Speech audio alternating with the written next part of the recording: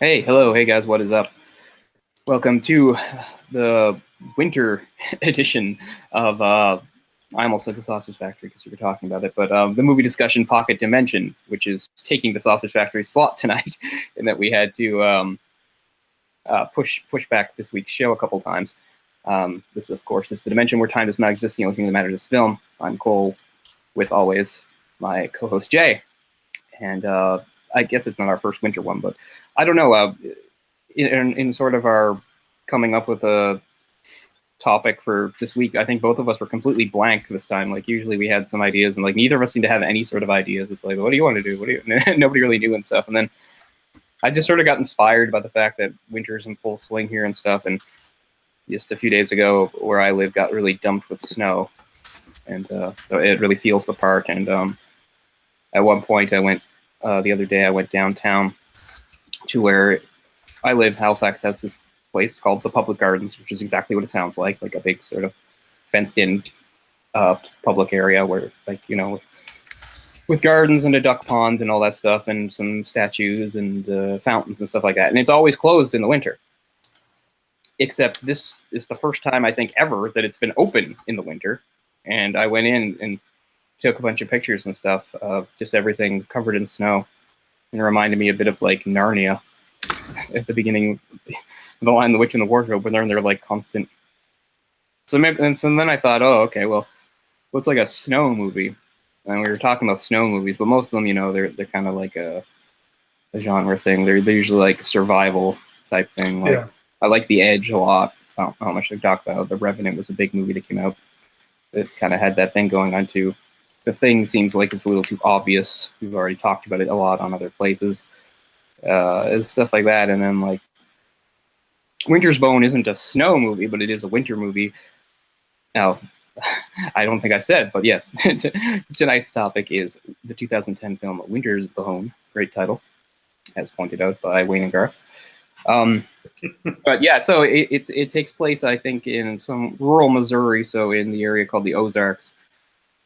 So there's no snow, but it's and you could say the movie could take place at any time of year, but I think it helps that it's winter because it's a very bleak movie, and then you have that bleak atmosphere coming from winter. And even though I said like about how the others were about survival, this is about survival too. It's just in a different sort of setting, in a different sort of way. It's about survival.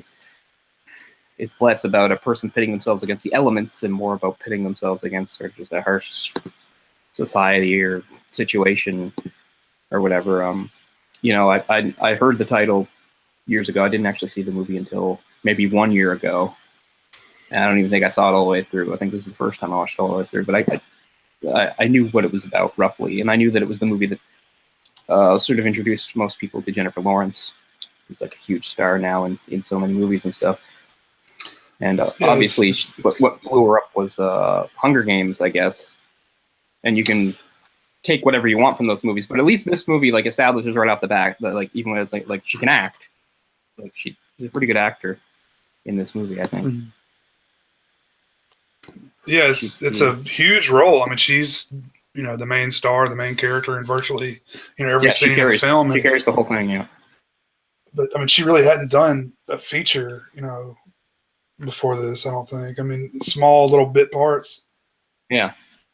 And then suddenly, Winter's Bone, and then she played Mystique. I didn't realize that she was Mystique in X-Men First Class before the Hunger Games. Yeah, that was the first time. That was the first time I ever saw her. Mm-hmm.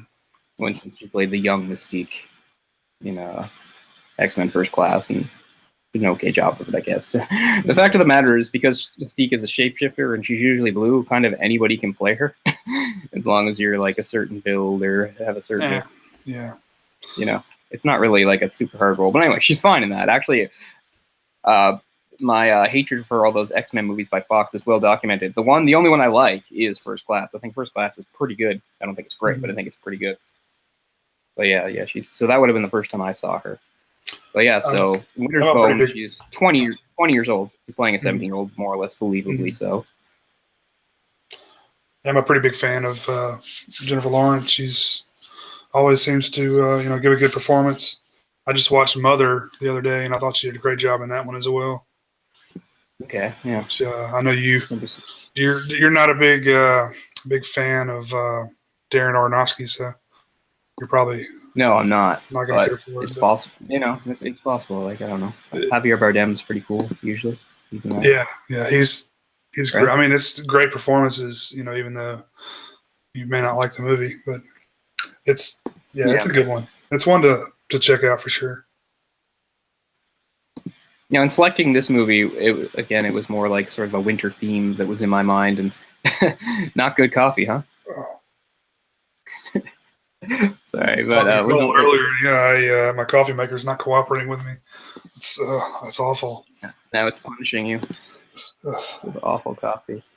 But yeah, in selecting this movie, it was what I had in mind. Yeah, it was the winter theme, sort of survival and stuff. And so I hadn't consciously thought of this, but now after seeing it and looking stuff up about it and stuff, I think this is a very I don't want to use like feminist or anything like that movie, but I mean, of all the movies that we've done, this might have that the most. And it's not just because it's a female character who's strong, because that happens all the time, but it's also because it's directed by a woman, Deborah Granick.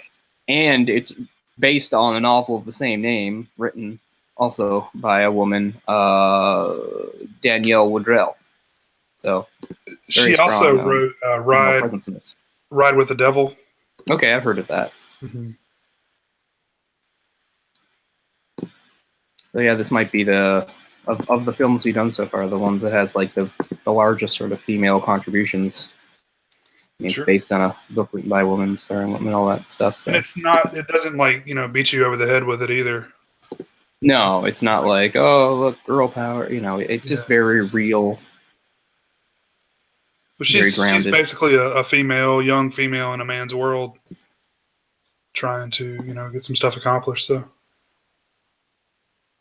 Right, that is true. Like, gender roles are something that's like pointed out in this movie. How like the society she lives in, the sort of underbelly and stuff. How it's very male driven, and the women sort of have to go along with it and stuff. And we'll get to that because there's even a part where like when she's approaching one of the homes for her inquiry, and like the woman there is like, "You don't have a man to do this for you?" She said, "No, I don't." Ain't you got a man to do that for you? Yeah. So this is in the Ozarks, and it's out there, and it's so some very rustic people is basically this made up of, and it's an interesting movie because it is true to life. It's just sort of like one of those things that like people from a certain walk of life never encounter or see, but a lot of this is pretty true to life. I think some of these people that are living out in the country there that don't have jobs and stuff, and are having a lot of financial trouble, and then the people that a big part of it is the people that cook meth and stuff like that. The people that cook meth, sell meth, use meth, and just to give people the setup, it's so she's part of this family where her mother is like mentally ill and basically unable to take care of her. So she's the oldest. She's got a younger sister and brother. The sister's like, I don't know, 8. The brother's 12, and it's all on her to look after them. And they're basically impoverished. Mm-hmm. They have very little money and stuff like that, and to the point where they had to be self-sufficient in a lot of ways, and they'll actually shoot game and stuff and cook it up just so they have something to eat and stuff. So it starts where they have a father who's not in the picture, but he's been around, and the whole thing is the father now he's been arrested. He's got like a lot of these people, he's got a long history of trouble with the law and stuff like that, and he's been arrested anyway. And he has a court date he's supposed to show up for, and the deal he made this time was something like couldn't pay bail or anything like that. But anyway, he put up his house as sort of like collateral. Basically, what it means is like the penalty for him not failing to appear at his court date will also mean like that his house will get repossessed, and that's what this girl, what is it, Ree? Something weird like that, isn't it? Yeah, I think you're right. Ree is facing. Well, she doesn't find that out first, but then she finds out that that's at stake, and it's sort of like weird because I always think of it. It's almost like this kind of like real world white trash quest. You think of quests and grand things in fantasy and stuff like that, and she's just got like sort of a very mundane, again, Ozark's white trash sort of quest, which is she has to find her absentee father so that she can convince him to show up to his court date so that they can avoid getting evicted. And that's what it's about. And she's just going from place to place in this community to get answers. A lot of the people are at least distantly related. Like everybody she meets has some sort of relation to her own family. There's a lot of intermingling going on there, and it's a very it's weird because on one hand it seems like it's a tight knit community, but on the other hand they're very distrustful of each other, just like and of course even more distrustful of outsiders, and it's very yeah, they all apparently self-contained. are related to each other. They all say that quite a few times. So yeah, these are her family that are turning her down, turning her away, and not helping her find her father. And something is up. It seems like everyone knows except her exactly what's going on. And I think it's her uncle takes her out and says, here he is. He died in this meth explosion. I guess just trying to get her to leave it alone. Just get her to leave it alone. I mean, by the time you get to the end and you find out what happened and stuff, you understand a bit more why these people are telling her not to look for him. Because obviously this is one of those instances where like a lot of people are involved in a crime. I remember we talked about possibly, and maybe sometime we'll do it. I remember once, I don't know if we still have that viewer, but a viewer even recommended that we do the Australian movie, what was it, Snowtown? And anyway, there's an Australian movie called Snowtown. It's a true story. It's about these killings there by these guys. And it actually, as far as people know within law enforcement stuff, it basically sets the record for like most people being aware of like serial killings going on and just doing nothing about it. And the whole idea was like, you had these young guys that were killing people saying that, they were punishing pedophiles when that was basically made up garbage. They were just saying it to say it. And stuff like that. And like basically everybody in their sort of small, kind of similar white trash, borderline criminal, drug using, et cetera, community more or less knew about it and just did, and they even talked about it, but they didn't seem to care or anything like that. It reminds me of that too. And that when you find out the fate of her father, it's like, well, obviously a lot of people were involved and a lot of people know. And it's just, one of those sort of open secrets, but yeah, it's all about being secretive about keeping the law. They often refer to, cops and stuff as the law. Keeping the law out of it, keeping outsiders out of it. It's all a very self-contained world. And the more she digs into it, the more hostility she meets. Which, again, we were saying before the show, it's a little bit like in Gone Baby Gone, too. That's an urban setting, but it's kind of the same idea. They're in Boston, and it's, you have these people looking for the missing kid, and everywhere they go, they're just getting met by hostility and people threatening them and telling them, "Oh, don't dig into this," and just leave it alone and stuff like that. It's kind of a similar thing.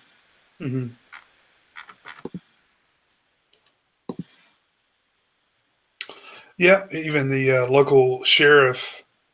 There's something off with him too. He seems like he knows a little more than he's leading on, and that's Garrett Dillahunt. That's who plays him.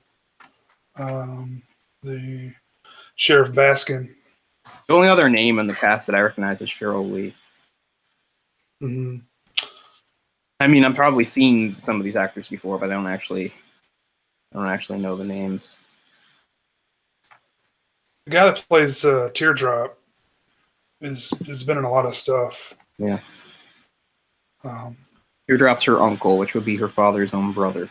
And at first, he's just as hostile with everybody. Eventually, he sort of comes around and decides he should be a little more helpful and protective of her. But he's the very first person to threaten her. Yeah, it's very, very odd. These people's relationship with each other. Yeah, and right off the bat, because her first visit is basically, well, wait, the one with the baby, is that her older sister? I never actually figured that out. I don't know. I don't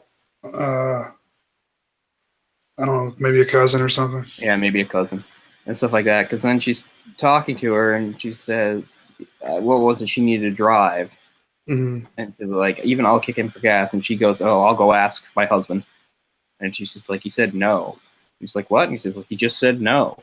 And she's like, but why? And stuff. And she just trying to shut her down. It's like, doesn't matter, stuff like that. She's like, what's going on with you? You never would have done this. And she just says, it's different when you're married. And she goes, yeah, I guess it is, you know. And that sort of, it sets the template there that, you know, you have these women that are married or at least with a man, their boyfriend and stuff. And as we said, gender roles, the man's very much in charge and the woman, you know, just has to go along with it. And there's always the threat of domestic abuse and violence and stuff. And they're just all sort of accepting of it. Just like when she sees Teardrop actually physically assaults her, or like not terribly, but he like grabs her throat or something like that, right in front of, I guess, her aunt, or I don't know, whoever that is the woman living with him. It's really hard to keep these people straight, right? Like maybe some of them are related, some of them aren't, right? But anyway, the woman living with her uncle, you know, she just watches this and she in no way protests, she in no way does anything, and then they leave the room. But then she does sort of manage to convince him to let up a little, I guess. But you know. Yeah, at one point, she goes in there. I think it's the same part you're talking about when she's asking for the gas money or the ride or whatever. The guy's like, he wants her to go in there and like do some meth with him, I guess. Come on in here and take a line or a smoke or whatever. And, oh, man. Well, yeah, there's a different guy that says that to her. He says, like, do you want a line? She's like, no. And he's like, do you want a puff or something? She says, no. And he said, well, then I guess I got nothing for you. I got nothing for you. Yeah, that's some other guy. That's all I got. Okay, that's not the... no, that's not Teardrop. That's somebody else. Yeah, I knew it wasn't Teardrop, but I thought it was whoever the girl that has a baby in her arms the entire time she's on screen. I thought that was her husband or boyfriend or whatever. Yeah, maybe. It is real life. It is true to life, though, and it's like confusing how to keep these people straight and like what their relationships are with each other, especially when you have people that have been like either married multiple times or have had kids with, you know, multiple people and stuff. Like, I don't know. You know, it's not how I grew up or anything like that. So anytime I talk to people that were more in that sort of situation, and I mean and I don't mean just some white trash situation. I just mean like a very sort of normal situation, and like, you know, they had parents who got divorced and then remarried or something like that. All that like makes my head explode.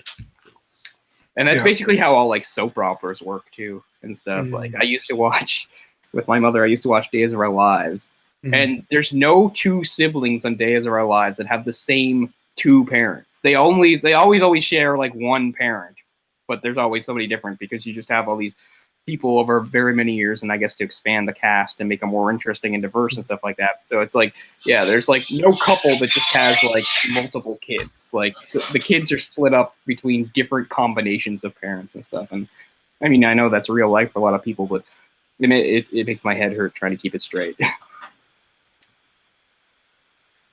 But I don't know, if you're from like a really big family, I guess it's easy enough. It's what you're used to.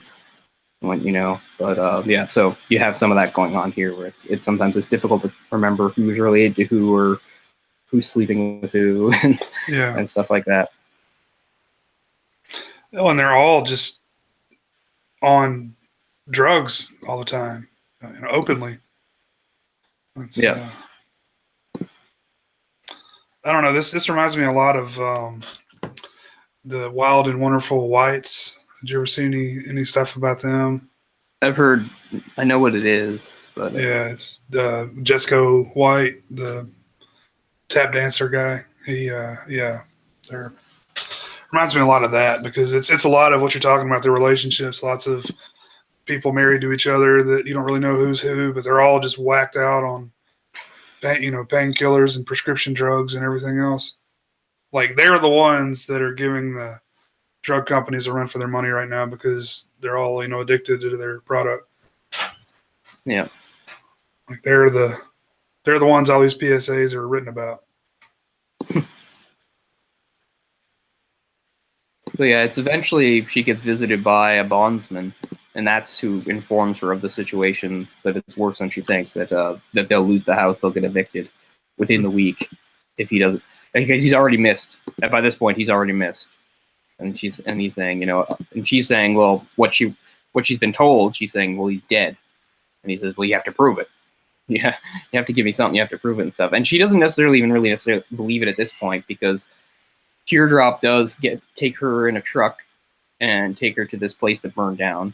Mhm. And she says right away, no way, my dad is known for not making mistakes. Like, and he just says, I don't know, you're in the game long enough, eventually it's going to happen. But she doesn't buy it. And she's just like, you must think I'm an idiot. And she says, like, the weeds there are overgrown. Like, that's been there for like a year Mhm. and stuff. So that's just a cover story that they're feeding her. So at this point, she's pretty certain that's not what happened to him, but she doesn't really know what to believe. But she's telling the bondsman, he must be dead. And then she says something. She said her last name is Dolly, and she says, "Dollies don't run."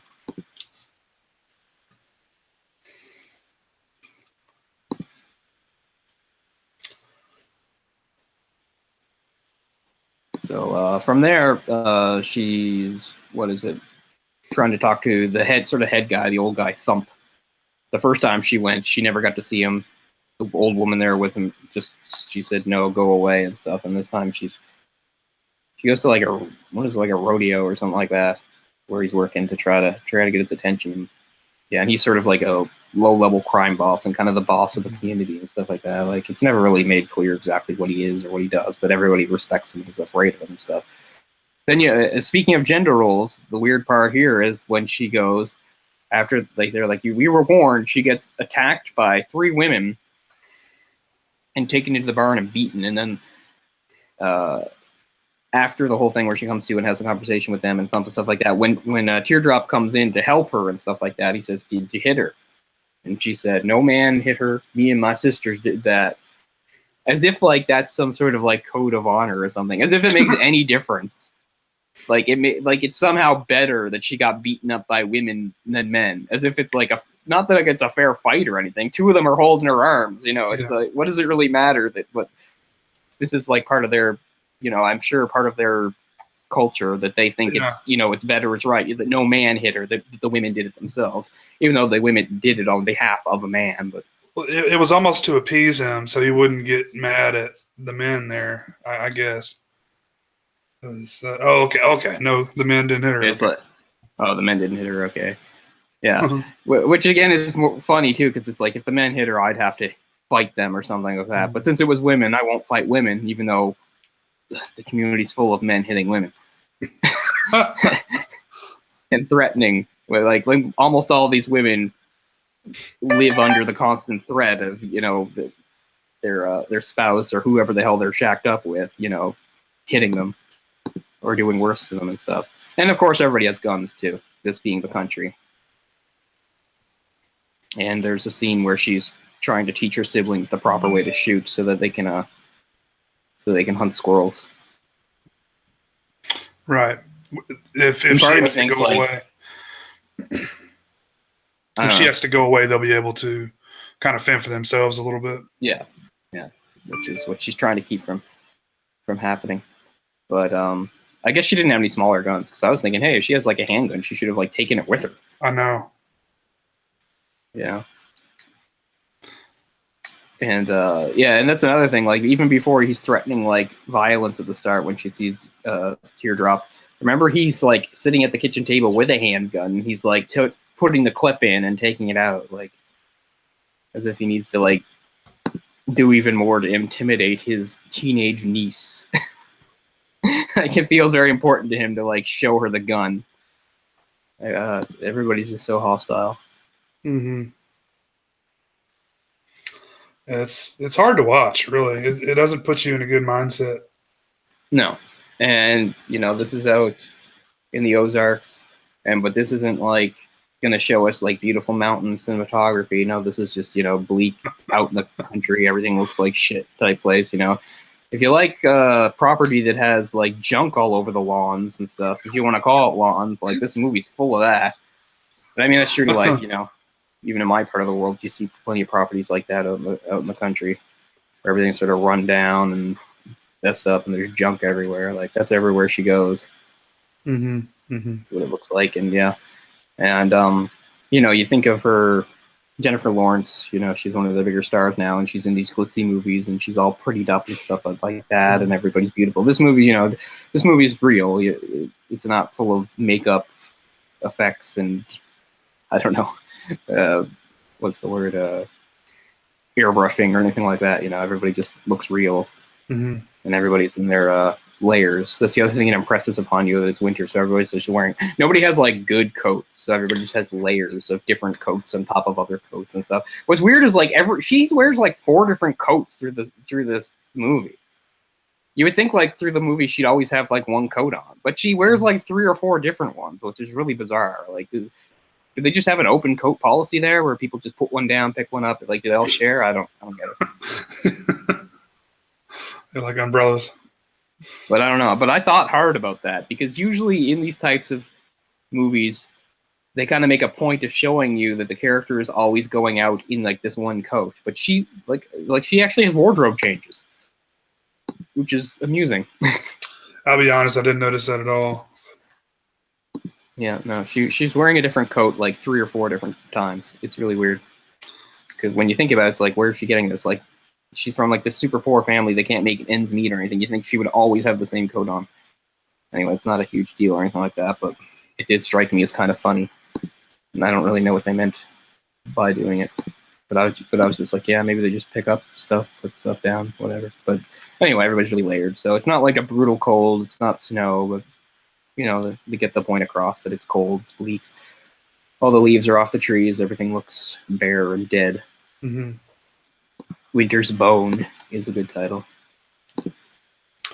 Yeah, apparently the title comes from a dog trying to dig up a winter's bone. Huh. I've never heard the phrase before. No, I don't think I had either. There's dogs all throughout the movie too, because where there's poor people, there's dogs. Yeah.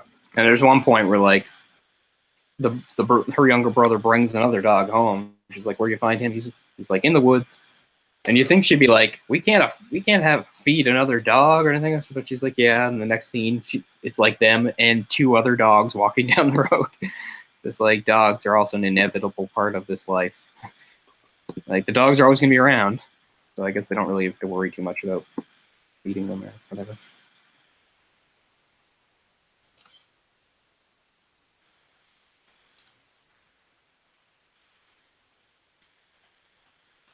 And like word is spread around the town that she's searching, which just like gossip, you know. Oh shit, she's out there looking around.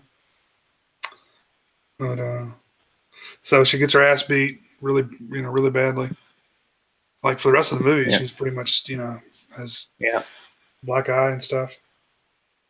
And she's pretty tough too and stuff like that, because there's like, "What are we going to do with you now?" And she's like, "I guess you could kill me." Yeah.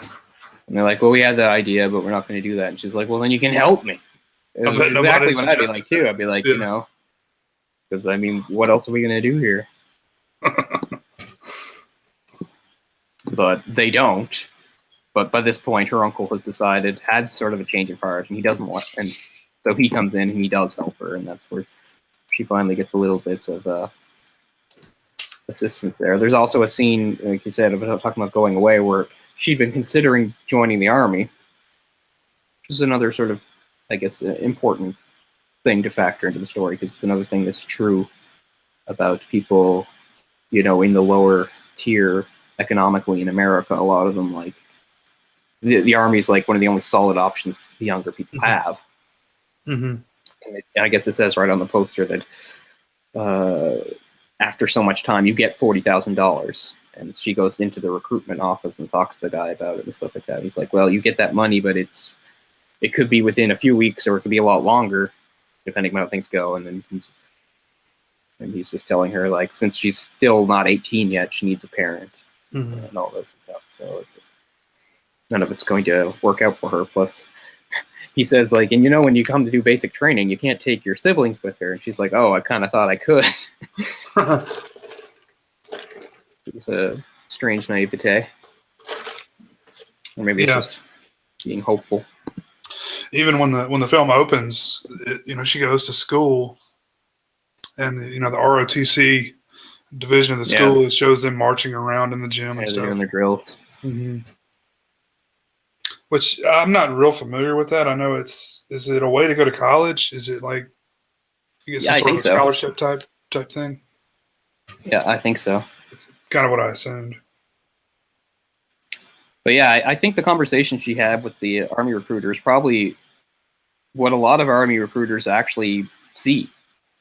Is that they'll probably see some teenager that has like some terrible, shitty home situation and stuff like that. And, and the guy, she explains things pretty well because he's like, she's like, my mom's sick, my dad's gone, stuff. And he's like, well, I think you're going to have to make the harder choice, which is stay home. And you can know he feels bad. There's nothing he can really do about it. I think he gave her the best advice anyone did in the entire movie. Yeah.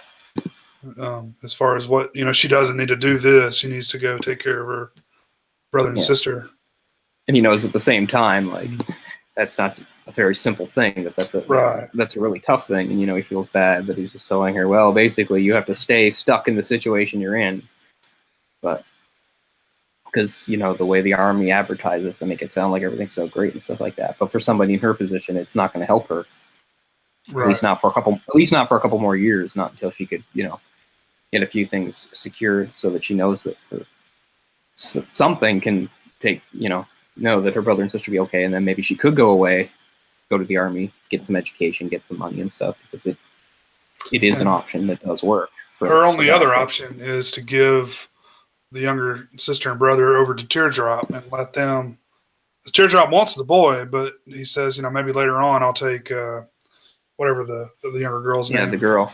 Yeah, there's a weird moment too where she's telling her neighbor or somebody about that. And he said, well, that he wants Sonny, which I think is the boy and stuff like that. And he says, what about sister? Like he says, no, she doesn't shine for him. Yeah. That was an interesting thing. And part of me thinks, like, does that mean, like,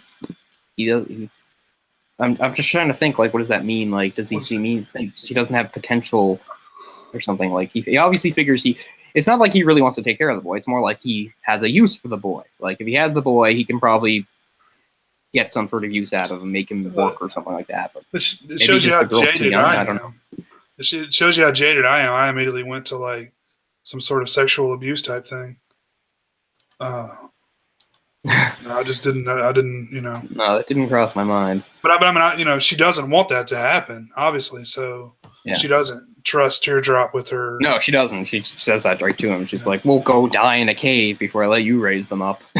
She says something like that. Like, yeah, she's pretty gutsy, which is one of the reasons you like the character. Is like, right. She knows she has this really difficult task in front of her that everybody's going to put obstacles in her way and nobody's going to be helpful, but she has to do it and stuff. And that's the other thing too, is again, these are people that know her well. Some of them are related to her, and they all know that none of this is her fault. And it's not like she's just being nosy for the sake of being nosy. It's literally the only thing she can do and it's because of what her father did that she's in this situation. But none of them have any sympathy or understanding for this whatsoever.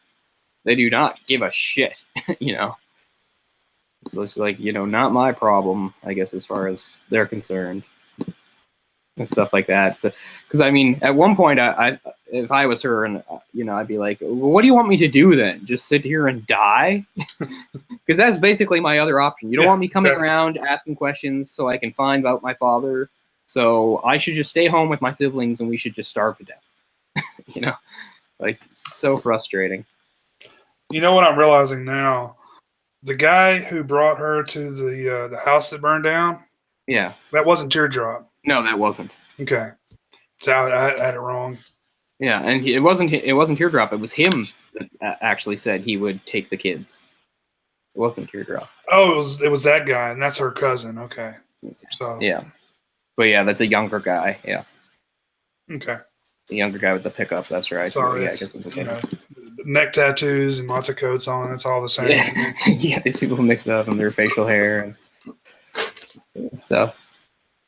There's also a great moment where she comes, again, just to find somebody. I can't remember who she's looking for at the time. And it's somebody's birthday party, and they're having like some sort of like, I don't know what to call it, like folk mountain song sing along in the living room.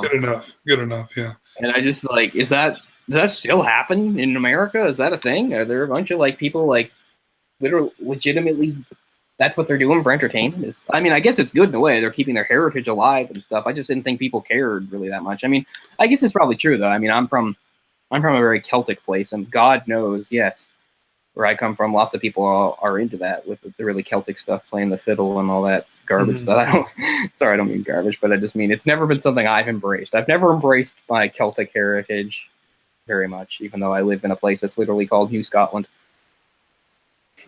But but so I mean, I guess it's true. I mean, I guess it is believable that these people, you know, with their Appalachian roots or whatever you want to call it, would have a certain reverence and a certain education, I guess, in learning these songs and stuff like that. But still, I mean, and that's how the movie opens too. The movie opens with one of those sort of old mountain folk songs being sung, like a banjo, and yeah. I would imagine that they still play that type of music, but Yeah. you know, You watch Deliverance. It's like, where do these people live? It's like, here. This is where the Deliverance people live. Where did that take place? Was that in the Ozarks also? If not, somewhere similar. See exactly where it is that they go.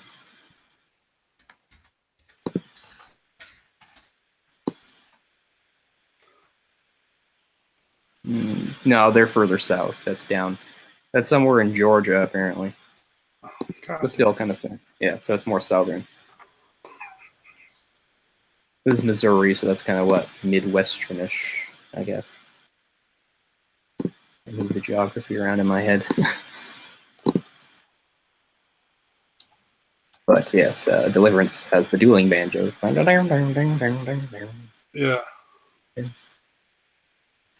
That's a good movie. Yeah. It is a good movie. Burt Reynolds in his cool vest. Yeah, that's the only thing people remember about that movie is the anal sex. Yeah. The rape scene and Burt Reynolds in his vest shooting guys with like arrows. I'll be honest, I haven't seen too many Burt Reynolds movies. It's like the one I've seen the most. Like I've never seen Smokey and the Bandit. I've never seen Gator. I mean, I've seen Smokey and the Bandit, like the first one. I know they made at least 3 of those. was he in all of them? Yeah, I know he was in the first 2. Okay, yeah. I'm just, I've never been the biggest fan. No, that's what I mean. Like, I've always been aware of him, but I've actually seen very little that he's in. What I think is amazing about him was like that he was able to like keep his like man's man tough guy reputation even after like being in the best little whorehouse in Texas where he attempts to sing and it's god awful. Now, I mean, not only can he not sing, but I mean, it's just terrible seeing Burt Reynolds in that situation. He and Dolly Parton's, it's pretty hilarious. Like, especially like if you don't know what you're walking into, suddenly it's like Burt Reynolds and Dolly Parton are singing a song about how they like being friends with benefits. It's funny. I'm having trouble even thinking of Burt Reynolds movies. He's 81. Well, they were all from there, you know, Deliverance, The Longest Yard, Smoking the Bandit. Yeah. Smoking the Bandit 2, I guess kind of the Cannonball Run, even though that's more of an ensemble. I mean, I've seen his newer stuff like Boogie Nights and Striptease. Yeah. He's in a really terrible 90s movie called Cop and a Half, which is literally one of the worst things I've ever seen. And what's hilarious is I saw like about a year ago on Netflix, they made like a straight to Netflix sequel with completely different people. I've completely forgot he was in Striptease. I mean, I don't know how, because I've seen Striptease like 10 times. It's a terrible movie I've seen many times. Yeah, it's not good. He's in a movie I like from, well, it's kind of long. He's in a movie called Mystery Alaska, which is a hockey movie, which is pretty good. It's about these guys that just play hockey like on this rink in Alaska, and I don't know how, but somehow they wind up getting like an exhibition game against the New York Rangers. It's pretty ridiculous. That actually it's funny because we were talking about because of the Wayne's World thing, we're talking about Mike Myers and Dana Carvey. That has Mike Myers in it, and he's doing a Don Cherry impression. which I'm sure was lost on like 90% of the audience that watched that movie. Like they have no fucking clue who Don Cherry is or what he's doing, but that's what he's doing. It's pretty funny. Evening Shade. He did Evening Shade in the 90s. Okay. Man, he's still completely super active. He's been in a bunch of movies recently. Yeah. We'll give him credit for that. What is the newest movie I've seen him in? Fuck, I don't know. I guess I saw. I guess the Longest Yard remake. He's in that. When Adam Sandler remade that movie, they put him in it, which I guess makes sense. Actually, several people from the original are in that, including the big guy. I think, or is he at that point? I don't know. Or maybe I'm just remembering this wrong. Okay, so in the original 1970s The Longest Yard, there's a guy who's like 7 feet tall. He's huge. And that same actor is in Happy Gilmore. He's the big, huge guy that was his boss that he shot in the head with the nail. So maybe that's the connection I'm thinking. Maybe he's not in the other. But there's a whole bunch of... The real gnarly looking guy, right? His face is all fucked up. Well, he's just sort of like a big, ugly guy with a big mustache. But he's really big. He's like 6'9", maybe 7 feet tall. He's really big.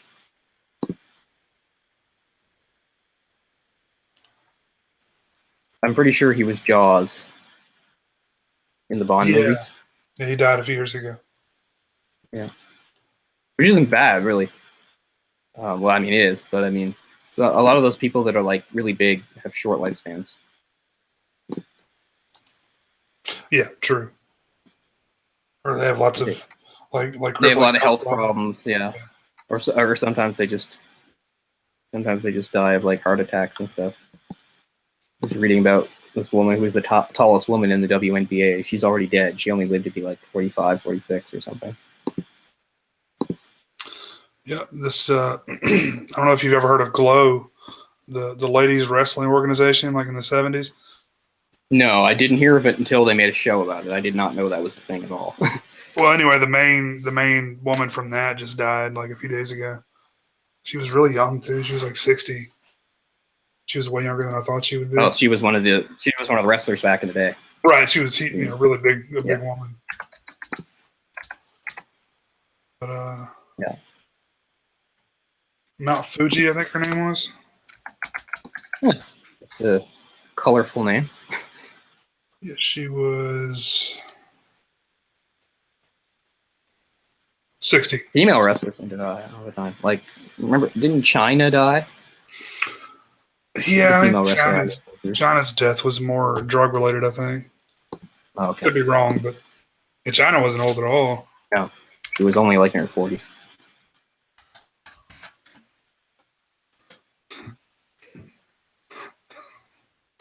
Yeah. We'll talk about that after the show. Sure. Well, no, I mean, this movie, she just has this grim determination that's, you can get behind, that you really root for her and stuff. And but it's one of those movies where, it's not going to be really a happy ending or anything like that. And you're waiting to see if she's going to meet her father. And at first you think that maybe he is alive because it's so obvious. At first they were lying about him dying in the meth fire. But then it turns out, okay, spoilers people and stuff, that he is dead. And that clearly he was murdered for some, drug-related reason or something like that. And then it was covered up. And that, as I was talking about before, that a lot of people knew about it and were involved in it and stuff like that. And they knew that. And I don't know, they seem to have this change of heart to just show her and stuff. Which is really, really bizarre, I think, to do that complete 180. From, like, literally, like, beating the shit out of her to giving her exactly what she wants. Yeah, as far as I can tell, it just must be hinge on Teardrop. The fact that Teardrop comes around and says, like, he's going to help her, maybe they just decided to respect that or something.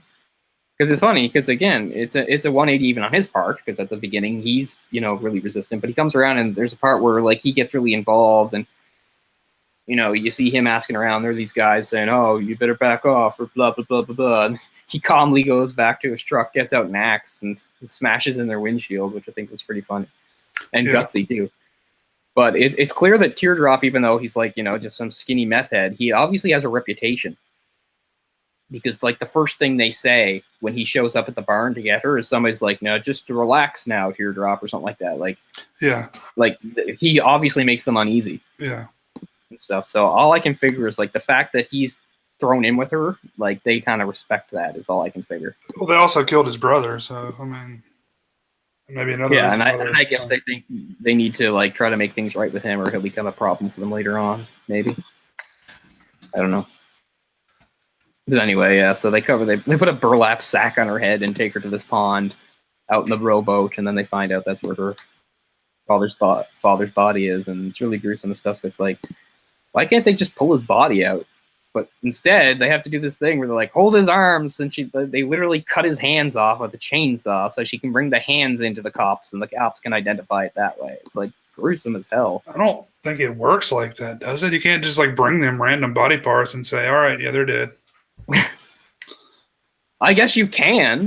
I mean, who's going to stop you? Yeah, but I mean, what if he was, okay, just cut both my hands off, or whatever. I don't know if anybody would cut both, because that's true. It's like gotta that's get what both. He says, right? She said, yeah, like gotta get both because they can't do that trick of cutting one hand off not to go to jail. But who cuts off two hands? They got to go to jail. I mean, that's if you're willing to cut off one, shit. I mean, you can do things with a hook, another attachment or something. I suppose, but it seems to be proof enough for them. Once they do, I guess I don't know. The fingerprints would, I guess, be the fastest way. Obviously, they'd have his prints on file. You think being underwater, would that affect fingerprints? If the hand is underwater? Like, I mean, to a certain point, if your body decomposes, obviously. But maybe, I guess the fact that it was in the water actually probably preserved him a little longer than if he'd just been dumped in the dirt. So, I guess that's a good break for her that they dumped him in the water. Yeah, I mean, we're not talking about just maybe a week ago, right? So it hasn't been too long. No, it hasn't been too long. You So, think yeah. fish or animals would bite his, at least to the point where, you couldn't read the fingerprints anymore. Yeah. In any case, they seem to be able to identify it. I'm pretty sure they clarify that they make sure it's him.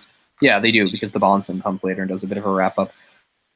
The weird part is, like, when Teardrop says something about how it was, like,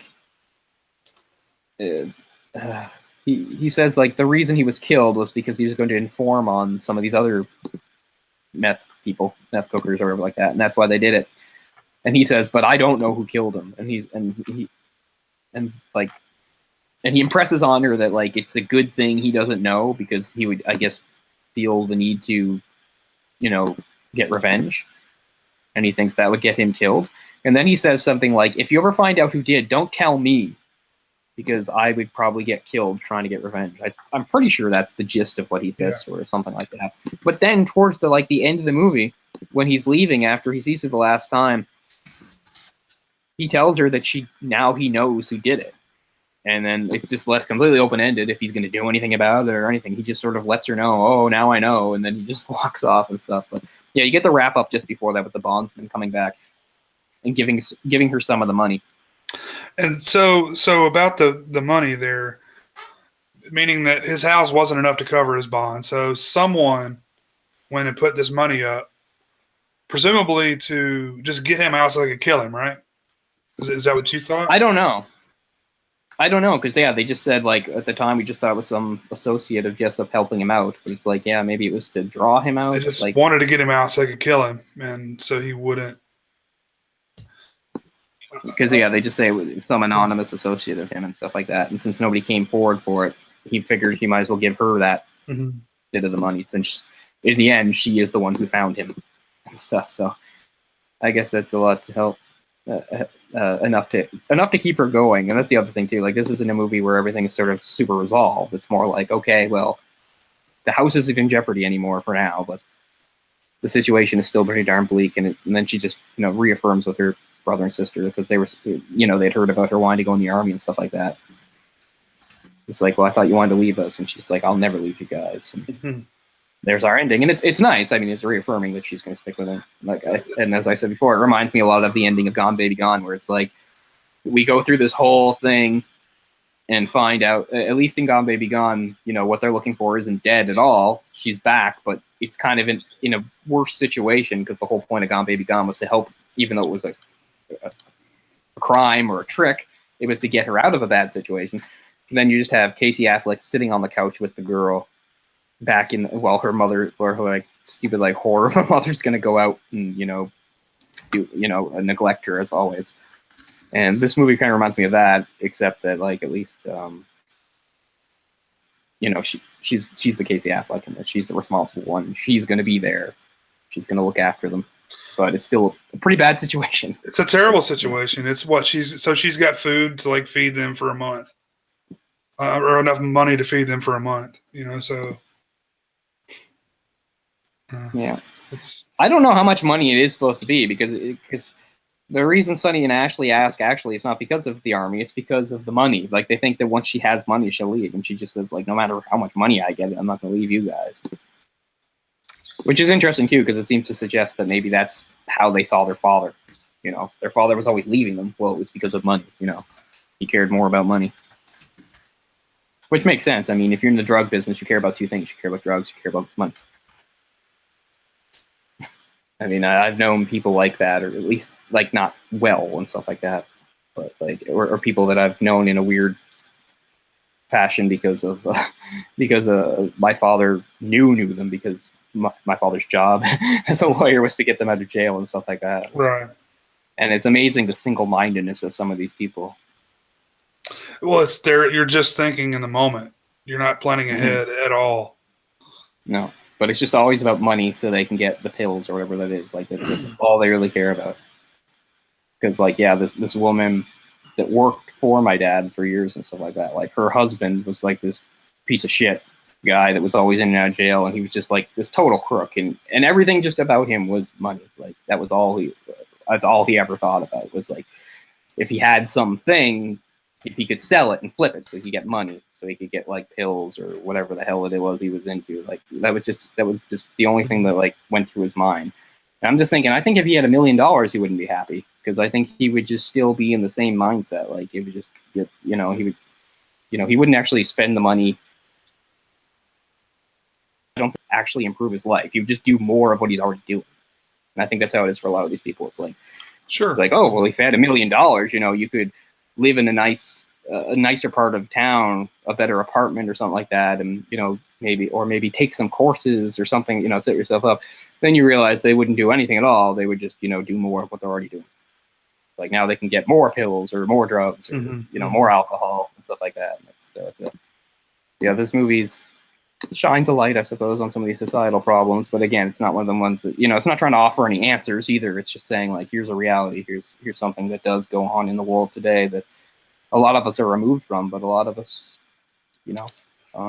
that's what people deal with day to day. I think that's a good takeaway. It's not a happy ending. She takes that money and they all move out of that shithole. Yeah. It's they're still there. And who knows what's going to happen. Just a week from now. I know her father's not going to cause problems anymore because he's dead, but right. That's not really a plus. Her mother is mentally ill and obviously unable to care for herself and stuff. And, the help that should be available for her really isn't, even though it should be.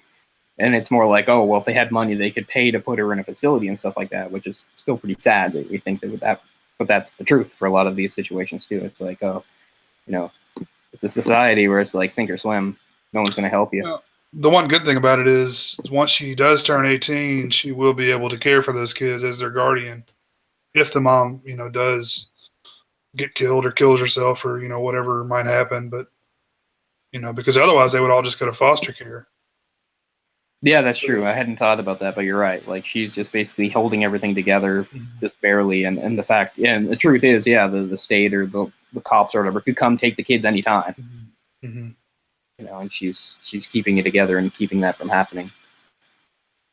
But I mean, like I said, if you earn your happy ending, if you want to think of something the happiest ending I can think of would be they have enough money to get by a little longer. so she is able to teach them more, so that the boy can look after the sister, but by the time he's 15, 16, then she can go to the army, and she can, serve for a bit and maybe get some education, and then set herself up to come back and get a good job and be able to look after them and stuff. So you can take that away from it, but again, that's all after the fact. So Right. maybe she'll go into cooking and blow up in a meth lab explosion. Exactly. But at the same time, you realize she has a certain amount of integrity, because that's the avenue most of these people have taken. It's like, well, I can't get a job, but I can make money if I move drugs or whatever. Like that seems to be, and she seems to be against that. So she has a certain amount of integrity, which again you can respect. And there's the part where like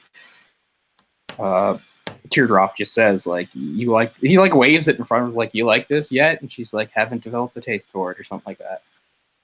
And you can understand why. She's watched it ruin everybody around her. Ruin literally every single person that's in her life right now.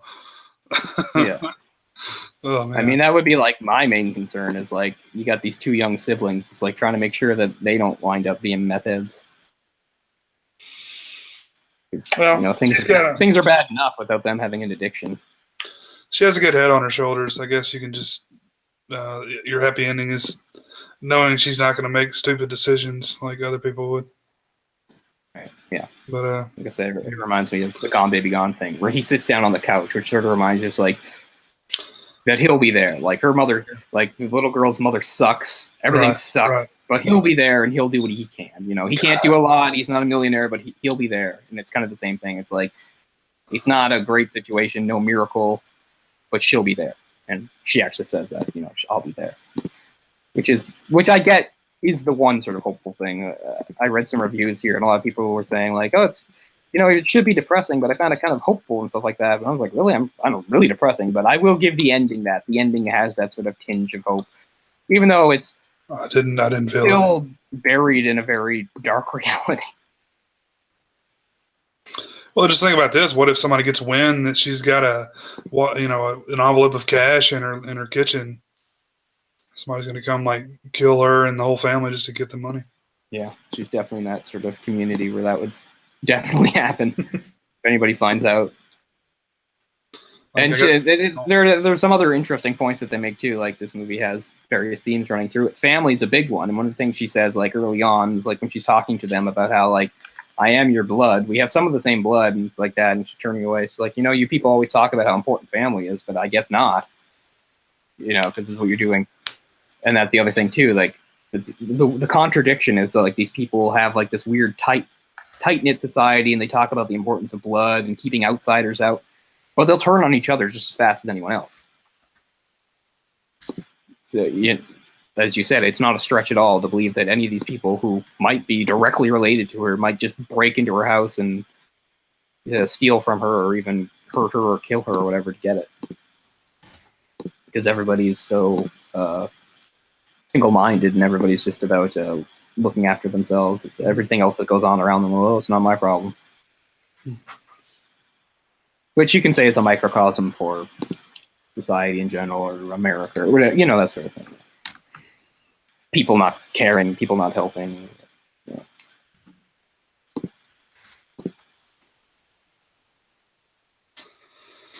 Yep. As bad as those people are, I still think I hate the people in Gone Baby Gone more. The people in Gone Baby Gone are just even more hostile.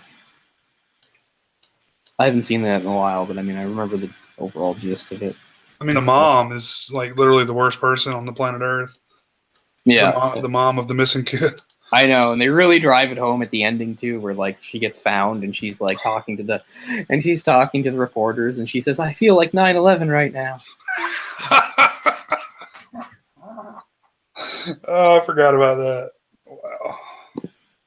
Like, I wonder, is that a Ben Affleck? Well, I know Casey Affleck starred in it. Is that a Casey Affleck film or is that a Ben Affleck film? Did Ben Affleck direct that? Ben may have directed it, I think. Okay. Let me check. I never understood why, like, is Ben Affleck like regarded as some sort of like hero to the people of Boston? Because if I was from Boston, I would fucking hate Ben Affleck, because all Ben Affleck is doing is showing the world, like, look, Boston is just a bunch of uneducated, stupid pricks. Like that's what he shows them over and over again in movies. It's like, come to Boston, everybody is a hateful, ignorant asshole. Yeah, they showed my town. Yeah, Southie. they showed. Oh fuck, I can't think of some of the street names. Yeah. But, When I was in Boston, I was in high school. I was on the band trip to Boston and stuff. And we didn't stay in Boston. We stayed at a little community outside Boston, and it's called Woburn.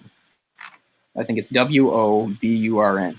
The people from Woburn called it Woburn. I thought was hilarious. That's how they measure you. Are you a local or not? Yeah. And it was a great experience too. It was like we were staying at like this, fairly moderately priced motel, not a shithole, but nothing great either, stuff like that. And so we're all like 16, 17-year-olds and stuff. And there was this guy there with his girlfriend, and I guess he was early 20s, and it was his girlfriend's 21st birthday. So like in honor of that, they'd like come here and got like absolutely bombed. And they were talking in the hallway with us, trying to like share their alcohol with us. It's like, there's a bunch of kids, let's give them alcohol and stuff. Drink some of this, it's wicked hard. He was a lot like that. And he was like skinny with tattoos, jeans that were too big for him, and a white wife beater. Oh my god. The girl was hammered, but she seemed pretty normal. Like even hammered, she was way more like, it was clear she was way more intelligent than he was and stuff. But it was sort of an interesting Boston moment. Hell's Kitchen, right? That's in Boston? No, it's New York. Oh, it's New York, okay. Let's see. I understand why you think that, though, because Boston's heavily Irish, and Hell's Kitchen for a long time was one of the more Irish places in New York, Irish neighborhood.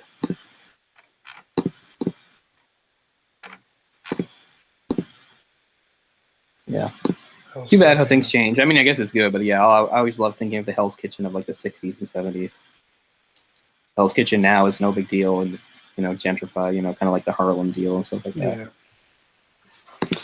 It's all like rich people, right? It's all full of, if you can afford to live there. Yeah. That's why, like, it's too bad how things change. The floating timeline, like Daredevil's origin doesn't seem as like good anymore, because it's just like, well, Hell's Kitchen's no big deal. Because it used to be, growing up as a blind kid in Hell's Kitchen. Was this shit all blind? Yeah, exactly. But now it's kind of like, well, Hell's Kitchen, it's a nice place. Nobody even says Hell's Kitchen anymore. They still do a good job in Netflix show of selling it like it hasn't changed too much. I mean, what else can they do? They don't have any choice, right? Otherwise, Daredevil has no time to fight. Like, this is the Hell's Kitchen of today. He just fights hipsters. I think there's a exactly. Yeah.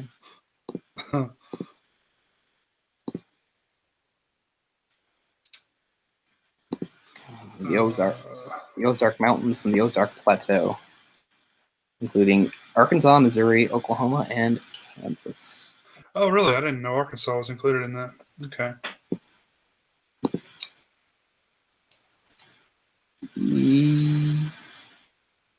Yeah, actually, a lot of it. Kansas, barely at all. Kansas is just like a tiny speck. It's mostly Missouri and Arkansas, a little bit of Oklahoma, and barely any of Kansas. Oh, wow. Yeah. Looking at a little map there, yeah. Yeah, I'm going to pull it up. Okay. Okay. Kansas at all. It's close to Illinois also. Yeah, it's right before everything gets flat. Yeah. It's like the last rocky place for a while. Everything flattens out in Illinois. So this is in between the Appalachians and the Rockies. Yes. Okay. Learn something new every day. Yeah. I think like I said, not to paint everybody with the same brush or make generalizations, but I think in some ways the culture and stuff is very similar to Appalachia. I think they have like some things in common there, as far as culture goes and stuff.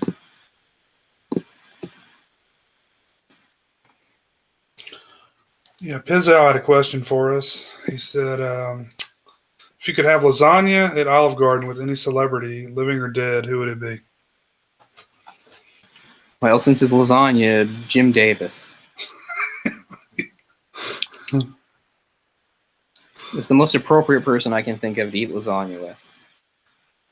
I mean, you could say Bill Murray, but let's not. Let's pretend Bill Murray was never Garfield. That never happened. Never happened. Let's see, who would I pick? That is a good choice, though.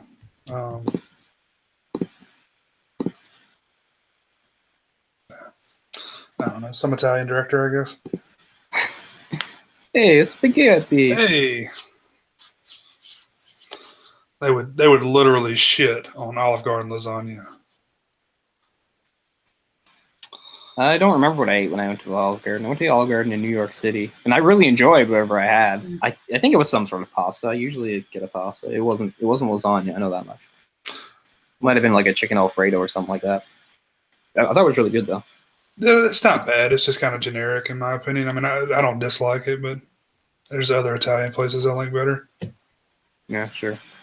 Oh no, we got a big chain in Canada called Boston Pizza, and it's so bland and awful. Like Olive Garden seems like amazing compared to it. Like, yeah, like one of like the 5 richest people in Canada. He's the owner of Boston Pizza. I know you have that show. What's it called? Shark Tank.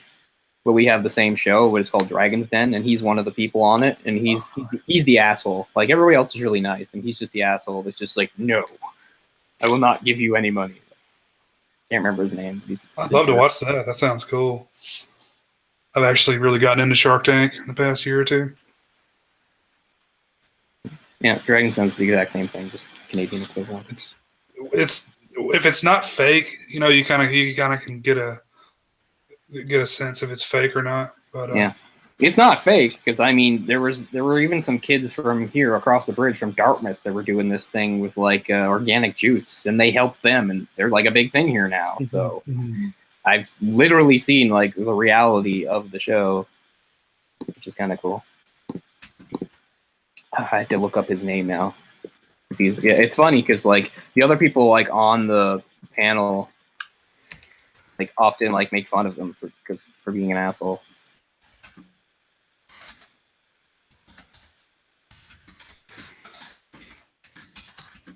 Is it Jim Treliving? That doesn't sound right, but yeah, it must be. Yeah, Jim Treliving. For some reason, I don't remember them calling him Jim, but yeah, he's a jerk. He's the mean one. He'd be like the Simon if it was American Idol or whatever. Oh man, yeah. Oh no. You know what? The asshole is not him. The asshole is Kevin O'Leary. What does Kevin O'Leary own? Wait, Kevin, that guy sounds like he's on Shark Tank. Bald white guy? Yeah. This is the guy that owns Boston Pizza? No, I was thinking that was who owned Boston Pizza. The guy that owns Boston Pizza is Jim Treliving. And I was mixing him up with Kevin O'Leary. I don't know what Kevin O'Leary does, but he's the asshole. He's the one that they always like make fun of, and he's the one who's always like really cheap and mean. I don't even know what like his main thing is. It's just like he co-funded something called SoftKey. I don't know. But anyway. I think he does a lot of stuff with QVC. No, Home Shopping. I don't know. One of the people does Shopping Network. The other one does QVC on Shark Tank. Okay. Anyway, I don't even really know what this guy does, but I had him mixed up with the Boston Pizza guy. Apparently, the Boston Pizza guy is okay, but yeah, this Kevin O'Leary guy, he's a jackass. But yeah, I guess he did do Shark Tank too. He did both of them. Yeah, he's kind of the asshole on that show too. Not surprised. Mr. Wonderful. Yeah. Gotta find his net worth. About 400 million US. That's nothing. So not even a billionaire. Yeah, not even a billionaire. You're nothing. Keep in mind that there's only like 6 billionaires in Canada. I don't know how many. I don't know how many the U.S. has, but more than any other country, I figure. Maybe not. I don't know. I would think probably more, even though there's richer people. Yeah, there's richer people, but I think the U.S. has like the most billionaires. Oh yeah, there's like Saudi princes that can like buy the moon if they wanted to. Right. They're the ones that Orc always talks about, like getting those gamer girls to come over and like do private shows for them and stuff. I mean, yeah, I guess that's a reasonable thing to do when you've run out of things to do. Yeah, I'd just be afraid of getting my head chopped off if I was them. Oh, the girls going over. Yeah. Yeah. Well, you just figure they'd be like, "Don't worry, just you'll be in the palace the whole time. Just don't go out in public." No, I mean, yeah, but you're in a place where there really is no law, so I mean,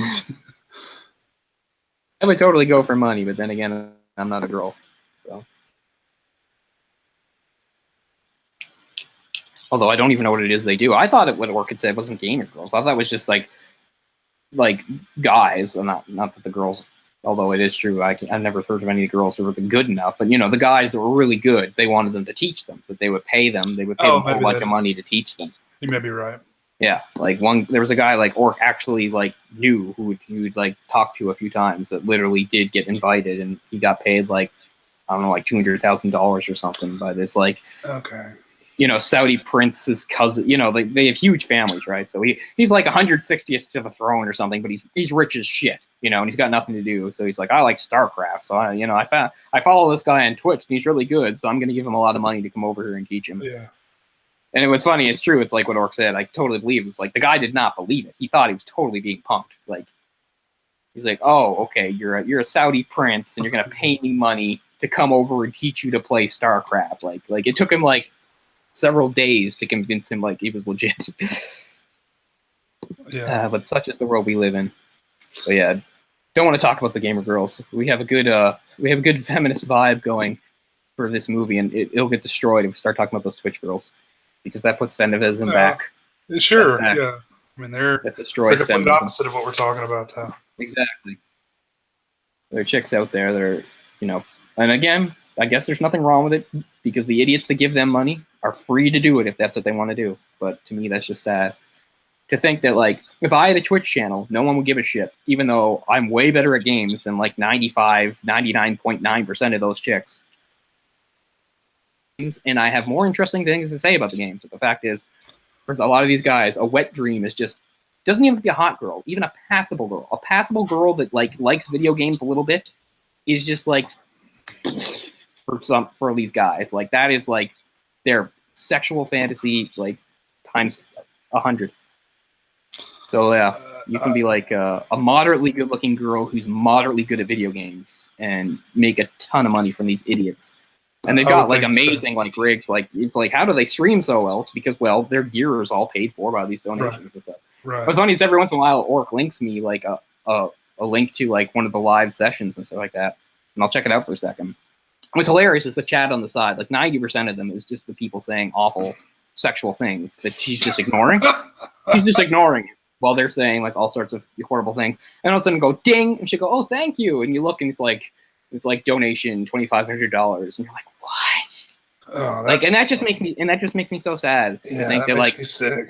I'm not like a super awesome skilled individual, but I have some skills, and I feel like I'm barely getting by in this society where these chicks don't do anything at all, and people just throw their money to them. I don't blame them. I mean, they're using the system to their advantage. Yeah. So, I mean, they're not whores.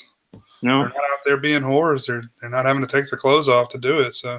No, although there are at least a couple chicks on there that are basically they have really big tits, and I'm pretty sure like a friend just told them, pretend you're into video games because you have big tits. So just you being on cam, like one of them like it's like again Orc showed me, and she's like porn star level tits, and like I guess she figures there's no point in hiding it, so she flaunts it too and stuff like that. It's pretty hilarious because again most of the chat is people that have just come in and they're like, oh my god, like they're just in like complete disbelief and stuff like that. And then you have the serious guys that are just like, oh my god, they're like doing their best to like ignore her ginormous tits and talk about the game. She has like a Wii nunchuck like stuck in her cleavage.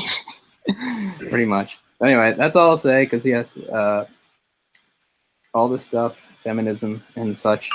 But that sets it back. That sets it very far back. By the way, there was something I wanted to ask you about. Have you seen the new Heathers, the new Heathers trailer?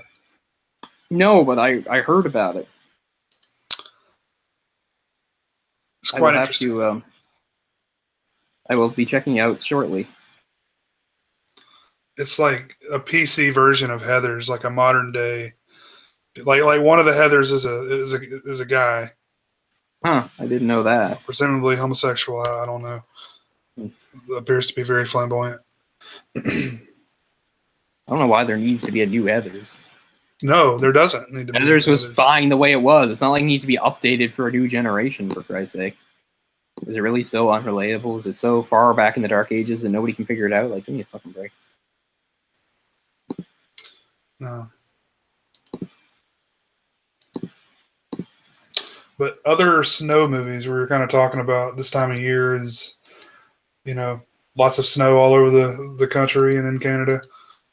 So we kind of chose this because it characterized as a snow type movie, even though it's really not a lot of snow in the film. But no, the harshness of winter and the bleakness and I mean January. There's always a point around this where January really starts to sort of get to me. Not that I'm a person that, like, compared to like a lot of people, I'm not somebody that bitches about snow really.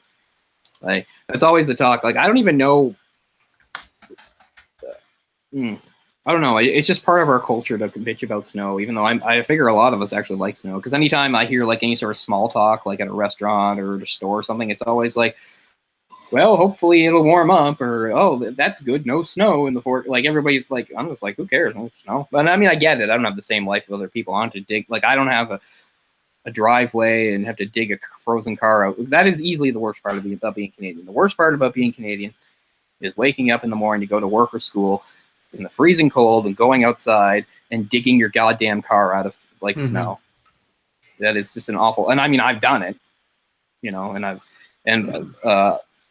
for years, even living in Halifax, I didn't live in an apartment building, so I did have to live. I lived in a few flats and houses, and this wasn't such a big deal. But the fact was, you're legally responsible to keep the section of sidewalk in front of you clear. So I still do that. But in recent years, I've lived in this building, and I've had no responsibility. I haven't had to shovel any snow, which is great. Although, usually if I'm home around Christmas, if there's any, I help my parents out and stuff like that. My parents' house has a very difficult driveway. And we live on a no exit street, which means it's always awful. And when the plow does, and we live on the bottom of the no exit street, so every time the plow comes, the plow basically just blocks off the bottom of our driveway. So do you have a blower? Yeah, we do.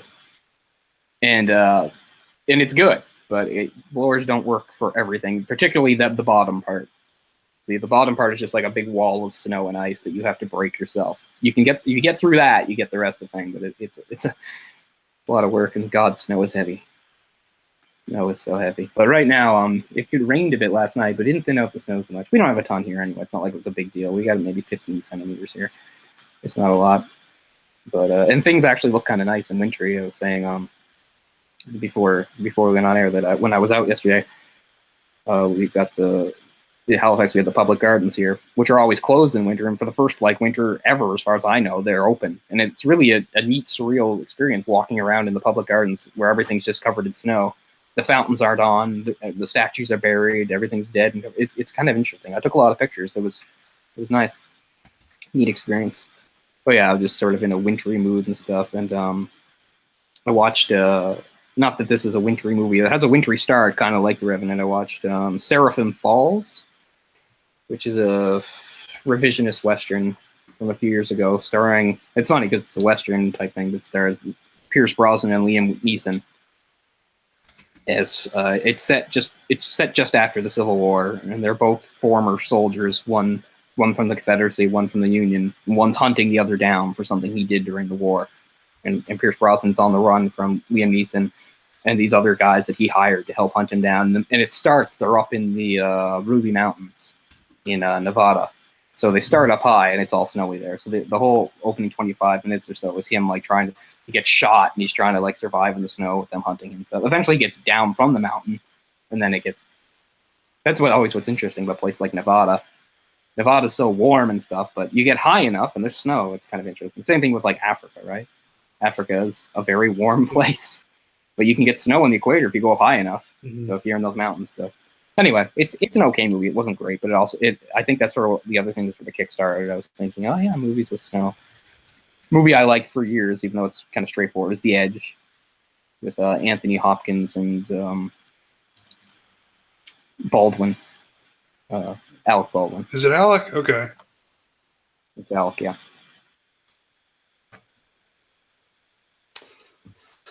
It's really not as like it's like I know 30 Days of Night. You know, we had briefly mentioned Dead Snow, Combining snow and vampires, which is such a brilliant idea. It's it's really the whole concept of that is so brilliant. Which you're automatically on board for. Yeah, it's just a great setup, and the movie does a really good. It's a pretty good adaptation. Yeah, one of the things that like even though they had to cut things as they always do, one of the things the movie actually adds that I really like that's not in the original graphic novel is the idea that the vampires have their own weird guttural language. Mhm. I like that. That's not in the comic. I like that they're just speaking some sort of like. It sounds kind of like German, but it's not. Just this made up language that's some ancient language that the vampires speak. I like that. Yeah, I'm gonna watch that again soon. the head vampire does a great job. Like Boris or some shit like that's his name. He's got some like really European name like that. Yeah. But yeah, it's one of my favorite horror films, probably of the past 20 years. I've really come to enjoy that one. It's like the snow in that film is almost like another character in and of itself. Much like Sure. The Thing. Yeah. Barrow, that's the name of the place. The town. Barrow. I always like movies that are about sort of like isolated places anyway, whether it's a cold place or even a warm place. Just like I like things about like islands and stuff like that. Places that are like cut off and unique and isolated have always really interested me. Mostly islands though, maybe because I was born on an island. Not that it's the most isolated island, but still an island. Cape Breton. Oh yeah, I'll be right back. I was going to show people something. Not that it really matters, but I should keep my promises. Be back in 2 seconds. Just Well, now that I have the floor, I've always been meaning to tell you guys. No, we were talking about 30 Days of Night. That's a really cool flick. There's a movie here. It's called Snow Shark from 2011. Have any of you guys seen that? Snow Shark.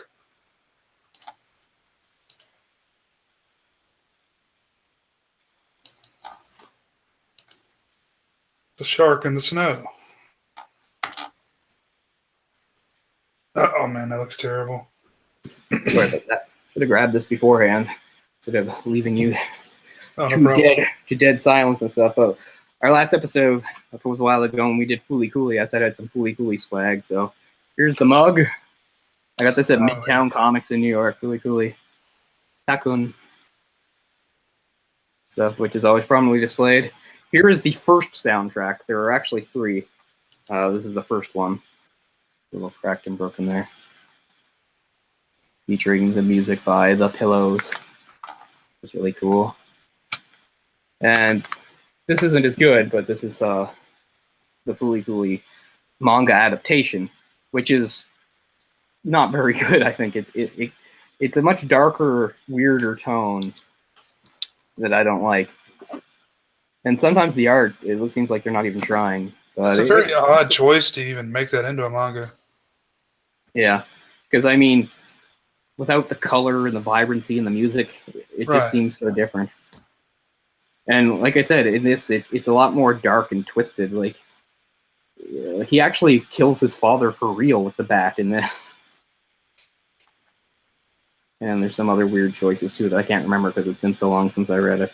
I'm glad to own it, but it's not nearly as good as the anime. But as we said, it's one of the rare examples of the anime existing first and then them adapting a manga out of it. And not only that, but making some different choices with it.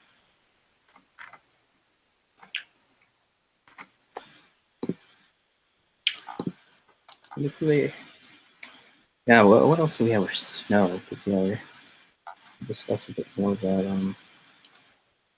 Oh yeah, I was gonna say it's speaking of adaptations and stuff. So there was there's a pretty good graphic novel. It's hard to find now. I don't know if it's at a print or what, from the late '90s, '98 I think, called Whiteout, which is about basically a woman. She's some sort of law enforcement agent of some sort at like a remote base in Antarctica. She's searching for a killer, and it's like the idea is like the countdown is on because the people are going to leave for the season and stuff. And they did make a movie of it in the 2000s with Kate Beckinsale, but it's not very good at all. I don't remember. Yeah, I gave it a 4. So it's a very, very flat, uninteresting movie. But if you can find the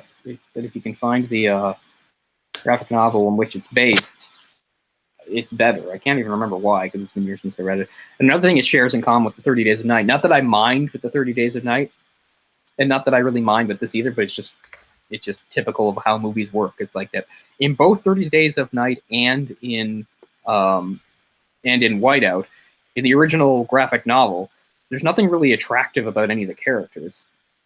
In 30 Days of Night, the main guy is like kind of heavyset and in his 40s, and his wife is sort of the same. Whereas it's like Josh Hartnett, who only would have been like in his late 20s, with like some pretty blonde girlfriend. And the same thing with the other. Like, I remember in Whiteout, she's actually kind of butch, and it's almost implied that she might be a lesbian because nothing's mentioned about that, right? And then you've got like sort of slinky, sexy Kate Beckinsale, and of course they have an early scene. You know, this is a movie where she's out in the winter in the cold, so they have to have an early scene where she's in her underwear anyway. Sure. They always have to give movies credit for finding ways to get people in their underwear. One of my favorites is Deep Blue Sea, where the hot chick has to strip down to her underwear for some reason when she's fighting the shark. I can't even remember why, but she has to fight the shark, so she has to take her pants off. Yeah, I don't know, but for the sake of the plot, she had to get down her Like underwear. What's funny is like she was supposed to live originally, but like test audiences hated her character so much they demanded she die, which is why she more or less commits suicide in the movie. In that she's like somebody has to lure the sharks, so she like cuts her hand and jumps in the water to lure them to blood. I'm like, you could just dip your hand in the water, and then they'll come. You don't have to actually physically jump in the water and be torn apart by sharks. But that's like the quick rewrite because the audience demanded she die. They did not want her to live. They're like, let LL Cool J live. The power of the test audience. Yeah. Brilliant, brilliant film. Yeah, that movie's terrible. It is, but it's terrible in a way I enjoy it. I actually enjoy watching it. I mean, it does have one of the coolest out-of-nowhere deaths ever. You have to give it credit for how it kills Samuel L. Jackson. If nothing else. Oh, sure, yeah. He's in the middle of this amazing, stirring pep talk when the shark just jumps up and eats him. That shocked the hell out of me when I first saw it. Yeah, that's just and especially because of Samuel L. Jackson, too, right? Like, we know the drill by this point. He's the badass. He's going to lead them. It's like, right. No. He's giving his pep talk. We can't let these motherfucking sharks do this to us. Yeah. Yeah, he fights everything. Sharks, snakes on planes. Yeah, LL Cool J just annoys me in everything he's in. I know. So. I hated that brief period, late 90s to early 2000s, where they're like, yeah, this is a thing that should happen. LL Cool J. And I'll still in stuff. But. Man. Mostly what makes me mad, of course, is the Halloween one. I can't stand that he's in. Like, Halloween is all, which actually has Josh Hartnett. Who's disappeared in recent years. What happened to Josh Hartnett? Did he just get, like, replaced? Like, what's his name kind of looks like Josh Hartnett, but, like, more muscular. Channing Tatum. Like, they have similar looks, but he's like, well, this guy's more stupid and buff. And I guess, I don't know. I always thought Josh Hartnett was okay. Like, not amazing, but. No, I like Josh Hartnett. Yeah. I don't know. He's kind of fallen off the past few years, huh? Yeah, that's what I'm saying. I can't remember what the last thing I remember him from is. I'm sure he's still been in things, but I haven't seen him in something in a million years. Like, the newest thing I saw him in was at least 10 years ago. It might even be 30 Days of Night. 30 Days of Night came out in 2007. I don't think I've seen anything he's in since then. Literally. No, I haven't seen any of these movies. I'm looking at that is the last thing I've seen him in. Yo, you know what he did? That Penny Dreadful show. That's what I was thinking of. Okay, he was on a show. Yeah, for like 3 years. So, Yeah. The Faculty. That's one of Orc's favorites. Yeah, love The Faculty. He's good in Sin City, although it's a very small role. Yeah. I mean, he's in some really disappointing movies too, like Wicker Park, super disappointing. The Black Dahlia, super disappointing. Those are movies like I was interested in, and then saw them. I was like, oh god. I haven't been able to. I don't think I've ever been able to finish The Black Dahlia. It's so boring. Yeah, it's not worth finishing. Hollywood Homicide, super disappointing. Because I'm a Harrison Ford fanboy. I was happy to see, oh, it's him and Harrison Ford doing a buddy cop thing. Okay, but no, not a good movie. Mm-hmm. But yeah, he's one of my favorite movies he did is way back in the day, where he's once again playing a high school student. Is O. I really think O is good. Yeah, that was good. Yeah, it was a good modern adaptation, I think. Yeah, that was something that was on vogue too. Modern adaptations of Shakespeare stuff. Yeah, I guess this one's pretty good. The way Mekhi Phifer. But this one was like less. It was more subtle. Romeo and Juliet. He's a basketball player and stuff, and I don't know. The movie had Rain Phoenix. You didn't see her very much, but one of the Phoenix clan, like River Phoenix's family. Right. She's the one that married Casey Affleck, right? No, she's not. I think Summer. I think Summer is the one that married him. Gotcha. I'm pretty sure.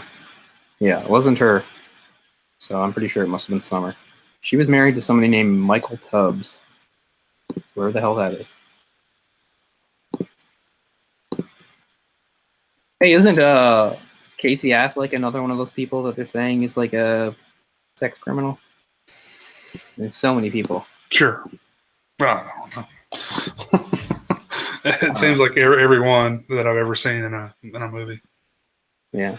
Well, I mean, there's differences between sex criminals, and then like the thing that's blowing up right now is what that guy. I hate him anyway. Anzi of Raz or whatever the name is. Anyway, there. Whatever. How do you say it? Aziz? Raja Ghul? No. It's Aziz, isn't it? Aziz or Raz? I don't know. Aziz Ansari? Ansari, yeah, I said it Raz. Yeah, Aziz Ansari, yeah. So he's the big one right now. Really? Oh, shit. I like Aziz. Oh, I hate him. I hate him. I was listening to hate him with everything I have. And this was before this. And this isn't like he's like a sexual predator. It's just more like that he's a horrible asshole. Like he had this date with this girl and like was just super single-minded about getting it on. She told him no like 100 times or something, which is weird. And I guess the big thing is like the hypocrisy of it, because I guess he really paints himself as like a sensitive guy who is a feminist. That and apparently he was just like super aggressive with this chick and really terrible. This is just based on like one woman's account from like 10 years ago. I mean, which is fine. He owns up to it completely. He says it happened. Oh, jeez. Again, he didn't like sexually assault her. It's different. It's just more that he was really single-minded and totally didn't listen to her and was really aggressive. And it's weird. Again, it's just like what's your hurry, dude? Like, I don't know. But I mean, I don't know. I've always thought of myself as a pretty sexual person. I can get horny. I've certainly been like any kind of guy where I've been with an attractive girl or whatever, and I'd be like, it would be nice to sleep with her. But it doesn't dominate my mind to the point that I'm just suddenly like putting my, I just couldn't imagine being that aggressive. No. I just can't fathom it. And it's not even, and it's not something I was taught. It's not like my parents or anybody sat me down and taught me anything either. It's just my natural instinct. Like if a girl even said to me like, "Whoa, slow down," that would send me into a spiral of like shame and self-loathing for like a month. Sure. That would be enough, honestly. And I don't know where I picked that up, but that's just my natural instinct. So it's really hard for me to understand these guys that are like, again, I'm not even talking about like the sexual abusers. I'm talking about something like this account by Aziz Ansari, sorry. But man, I hate him. I always hated him. I mean, as a performer, not a person. He has a stupid voice too. Yeah, Aziz just won an Emmy or a Golden Globe, something. Yeah, and that was some of the thing. There was, and people were saying like flipping out about that. I'm like, what? He should still be able to win an award for acting. Like, I get that he's, I guess, a prick or something, but he can still win an award for acting. I don't know. I guess the one who's in the most trouble right now, I guess, is Seth Rogen's friend.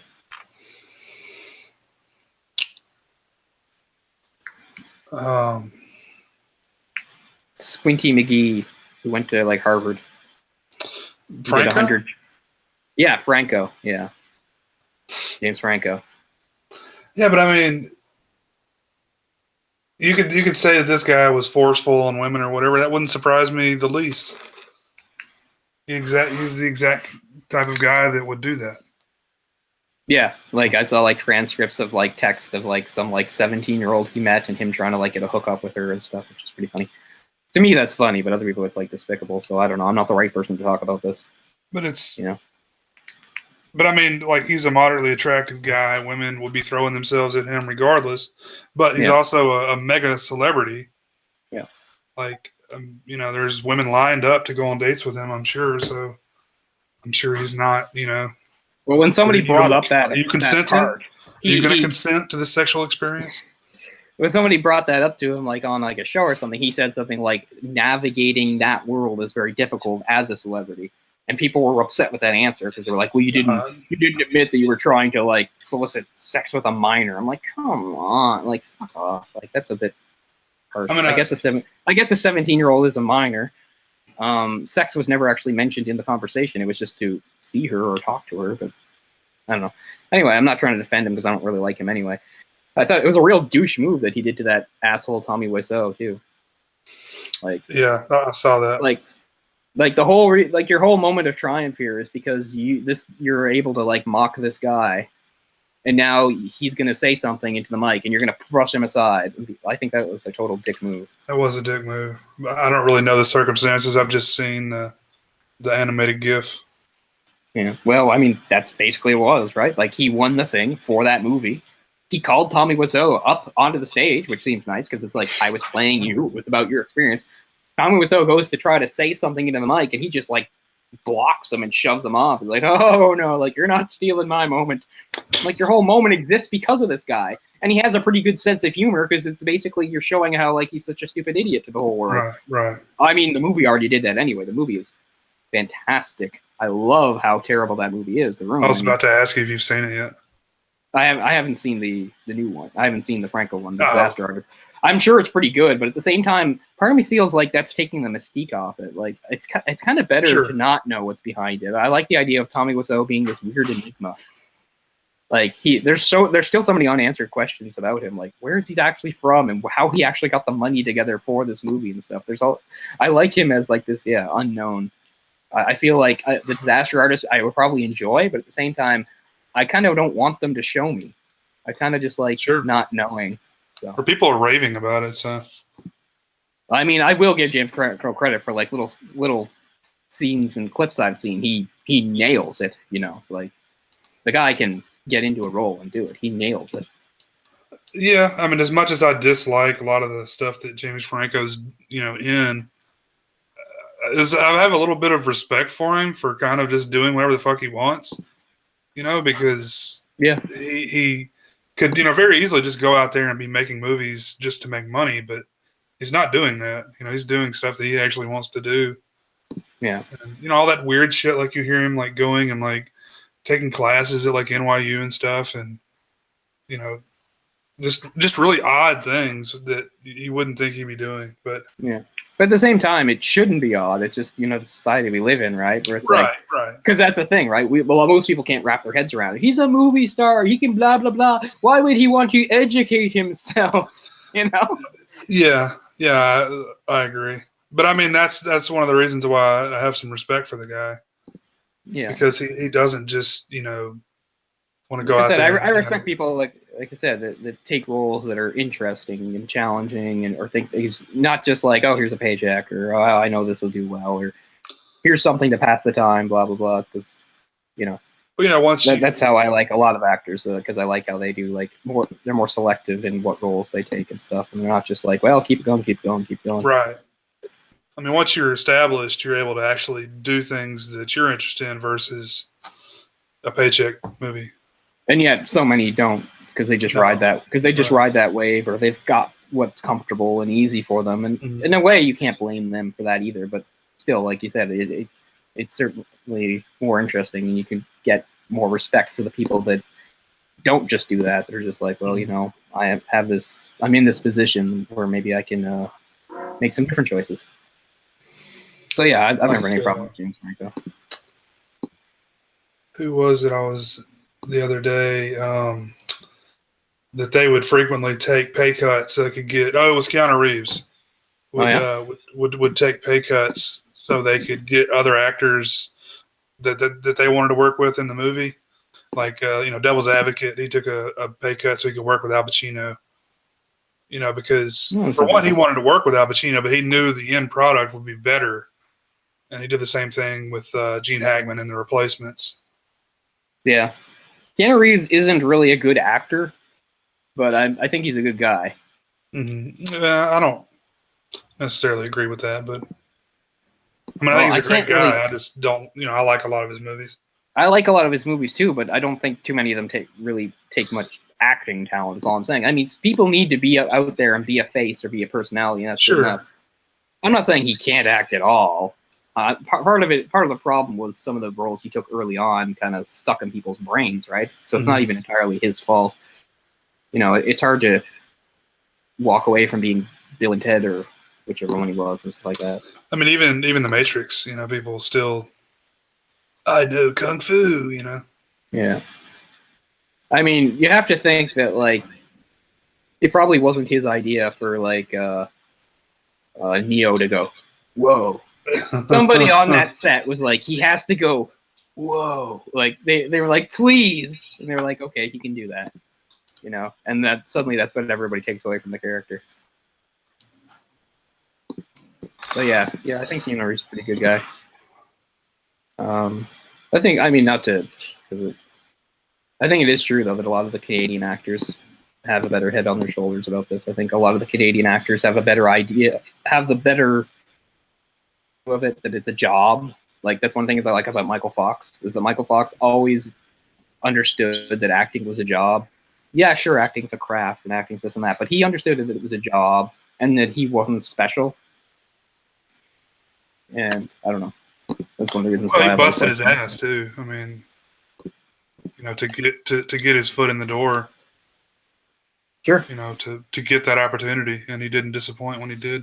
Because, I mean, think about it. He's a not really amazing looking guy. I would say he's just kind of normal looking, but he's got something about him. Some charisma. Yeah. Because, yeah, you're right. I mean, he's a normal-looking guy. He's actually short. He's only like 5'7", stuff like that.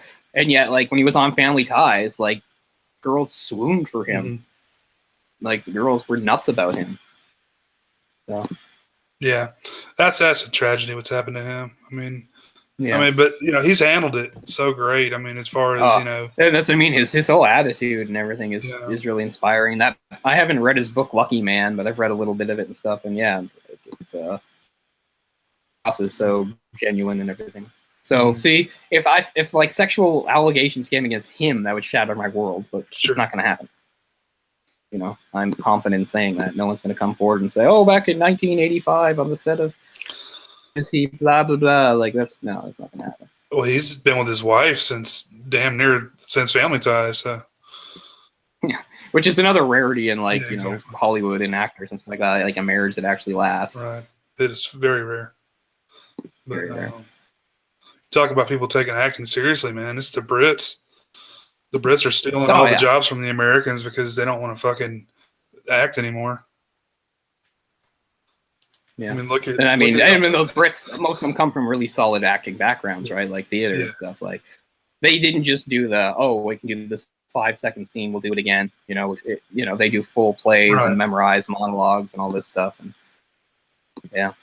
I mean, just look, they're all playing Americans, yet they're not American. You even see a lot of New Zealanders and Australians doing the same thing.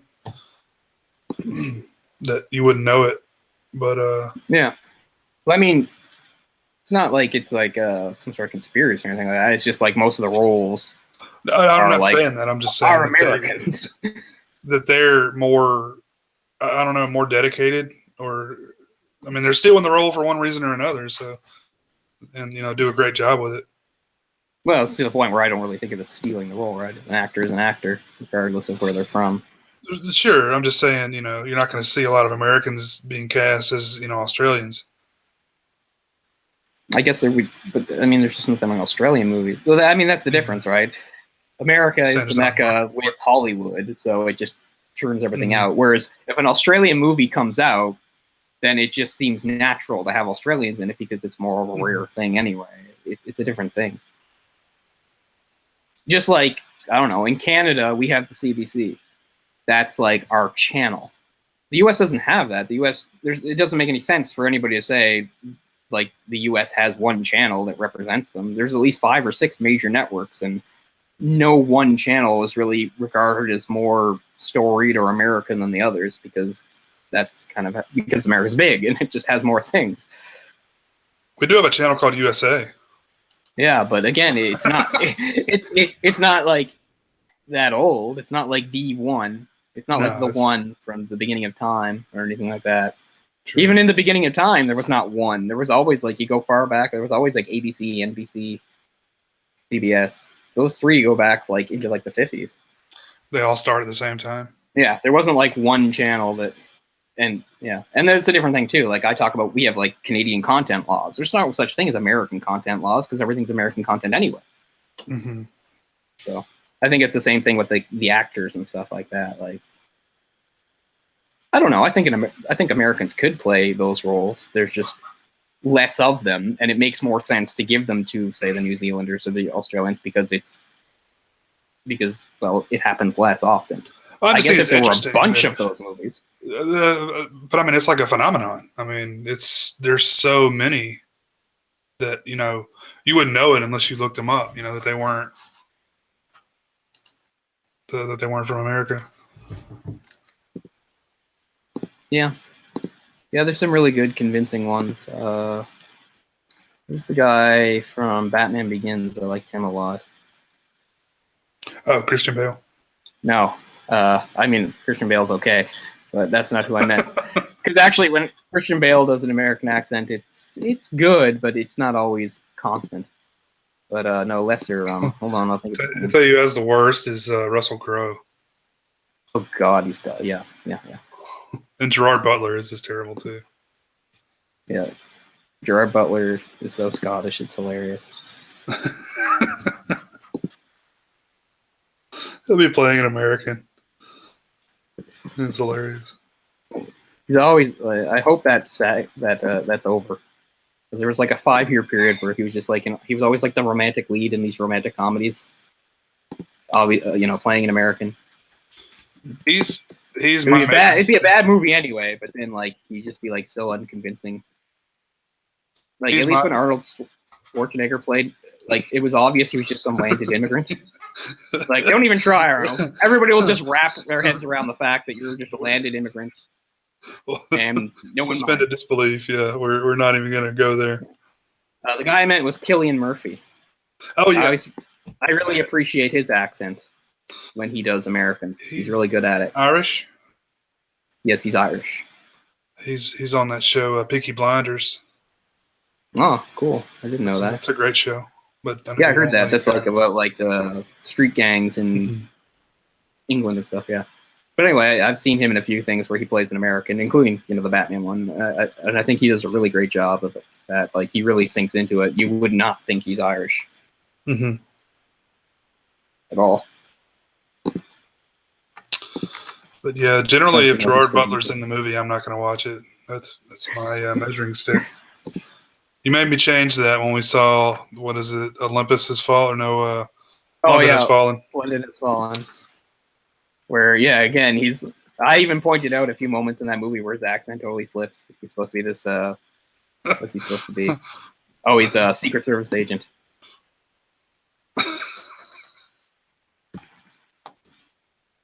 man, Gerard Butler. Yeah, he's from Scotland. This is Sparta. I like how. Laddie. That's the other thing about any time, but isn't that something like what a weird phenomenon that's been going on in like Hollywood movies for many years? Is if it's a movie about the ancient world, like Egypt or someplace in the Middle East or ancient Greece, it's just like, well, just make them sound British. Yeah. That's always what it is. It's like, I don't know why that makes any sense to people, but it's like, yeah, everybody spoke in British accents apparently back then. I mean, Italian would be much closer. But I mean, I guess they figure like the North American audience, foreign is foreign. Sure. So ancient Greece, so it's just fine that they told Gerard Butler, he's like, well, should I drop my accent? No, just speak normally. I'm King Leonidas. Yeah, that's fine. That's just Sparta, laddie, exactly. Yeah, hilarious. What the hell? There's another Has Fallen movie coming out with him? It's called Angel Has Fallen. After saving the president. What? And it's a ripoff of Get Off My Plane? It's mid-flight on Air Force One? Oh my god. Off my plane. So it's basically just going to be like a remake of Air Force One, but with Gerard Butler instead of Harrison Ford. No, thank you. Get off my plane, laddie. Angel Has Fallen. So does that mean like Angel is like the code word for Air Force One or something? I didn't know that. Did you ever hear that? No. It wouldn't surprise me. That must be what it means. Because they said Olympus has fallen, and Olympus meant the White House. So Angel must be Air Force One. And London is code for London. Oh yeah, he doesn't just play King Leonidas. Speaking of the ancient world, I forgot he's in Gods of Egypt too. He plays Set in Gods of Egypt. Well, Gods of Egypt is just hilarious because it's all like British people. I've Gods heard of that. Egypt has like a totally like British cast. Yeah, I've heard his accent in that film is the best. And it also has our Danish friend Nikolaj Coster-Waldau. Yeah, he has a great accent considering English is not his first language. Yeah, I mean he sounds like British, right? he can if he wants to. I mean, he's from Denmark. When you get countries like Sweden, Denmark, places like that, like English is nothing for them. They learn it anyway. And I mean, I hear all like these Swedish hockey players and stuff like that. They barely have accents. You hear like Really? You hear like a Swedish person speaking English, like if they've lived here, like it's almost nothing. Like watch like Nicholas Lidstrom or somebody speak. There's like nothing there. You would never know he was from somewhere else. And he's not putting on a voice. That's just him talking. That's interesting. So for countries like that, suppressing the accent in English is not that hard for them. So do they teach English as a second language there, like pretty commonly? Yeah. Oh yeah. Yeah. Norway, Finland, those places, all those Scandinavian places and stuff. Like you grew up learning English, like from an early age. You'd have to be like, if you were in like say Norway or Finland or Sweden, you'd have to be probably in the far northern part to not have that be part of like your regular schooling growing up. The official languages in Denmark are Danish, Greenlandic, and German. Yeah, I didn't know that until recently that a lot of people speak German there. Greenlandic. I'm not familiar with that at all. Eskimo. Okay. See, Greenlandic is a weird term too, because that makes it sound like it only comes from Greenland. But they speak it in a few other countries too. Yeah, it's similar to the two other languages. Because barely anybody lives in Greenland. Greenland's massive, but almost nobody lives there. What, Cass? Jesus. I don't know what you're talking about. I'm on air. This is all going to hell. Treats. It needs treats. Well, the treats are 45 minutes from now. The designated treat time is midnight, Cass. Now? Oh my god, you are ruining the show. Wednesday. Oh. You will get something later. So, did you see The Shape of Water yet? Yes. Did. Cool. What do you think?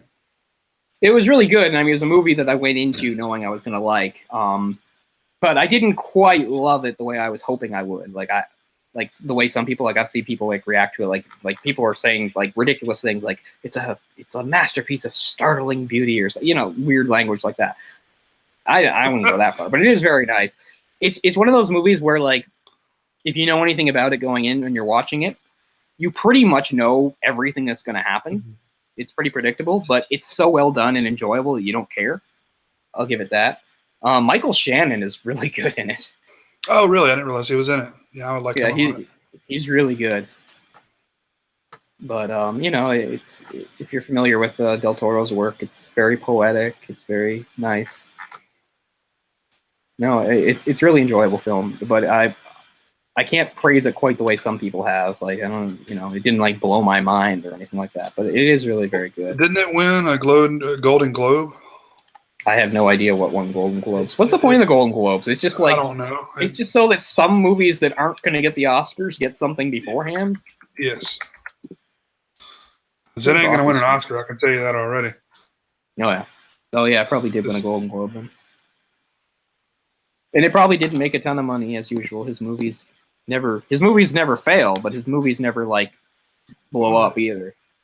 It hasn't gotten a very large release, I don't think. No. Like I said, I couldn't see it when it came out. It wasn't until I got back here that I was able to see it. And it is very good, and I would definitely recommend it to anybody to see. It's good.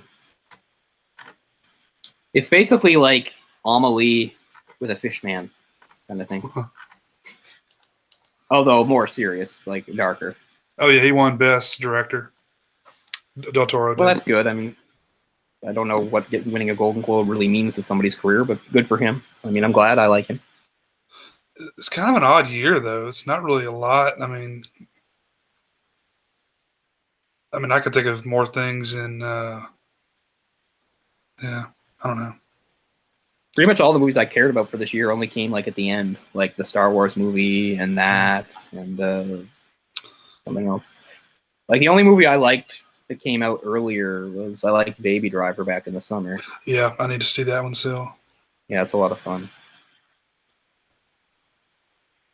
Lady Bird is one I need to watch. Yeah, I've heard a lot about that.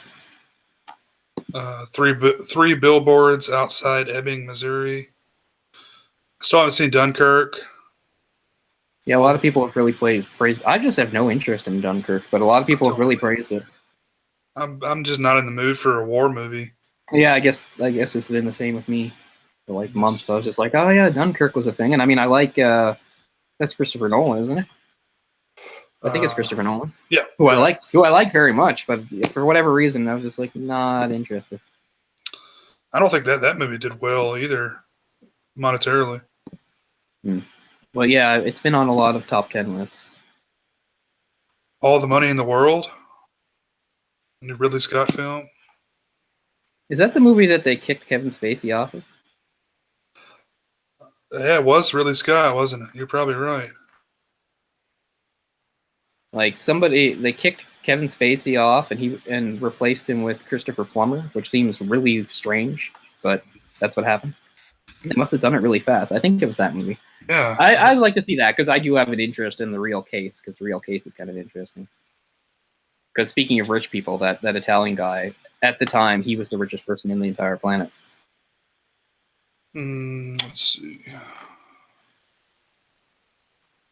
Not only was he the richest person in the world, but if you like measured wealth like by era, he was the richest person to yet exist on Earth in history. Nobody had ever been as rich as him until him. That's kind of mind-boggling. Which is mind-boggling. But again, it's sort of difficult to measure that, like, because I mean, there were people that were rich in the ancient world that we can't really measure their wealth and could just do whatever they wanted. So, it's sort of a difficult thing. So maybe not counting the ancient world, but at least in modern history, like as a private citizen with money, like maybe not counting a monarch or something like that. But yeah, I'd like to see that movie. It is a really strange sort of case. Since we're kind of, you gotta love how like this guy was so rich, but he was so cheap anyway. Because I mean, part of it was like he would not negotiate, and and he actually haggled with them, and they agreed.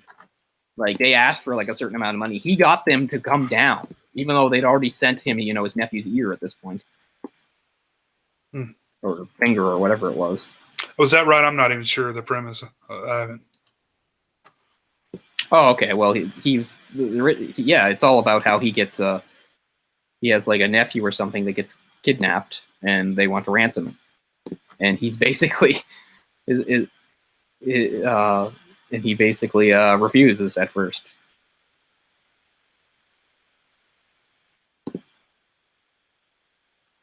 And he just turns the whole thing into a negotiation, which it shouldn't be, because it's like, we have your loved one and we will kill him. Yeah, but he actually managed to get them to bring it down.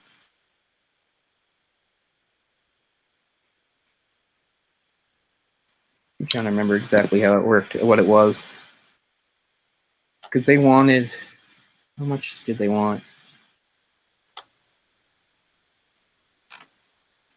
They wanted $17 million. This is in the 70s. Yeah, this is 1973. They wanted $17 million. He haggled with them and got it down to $3 million.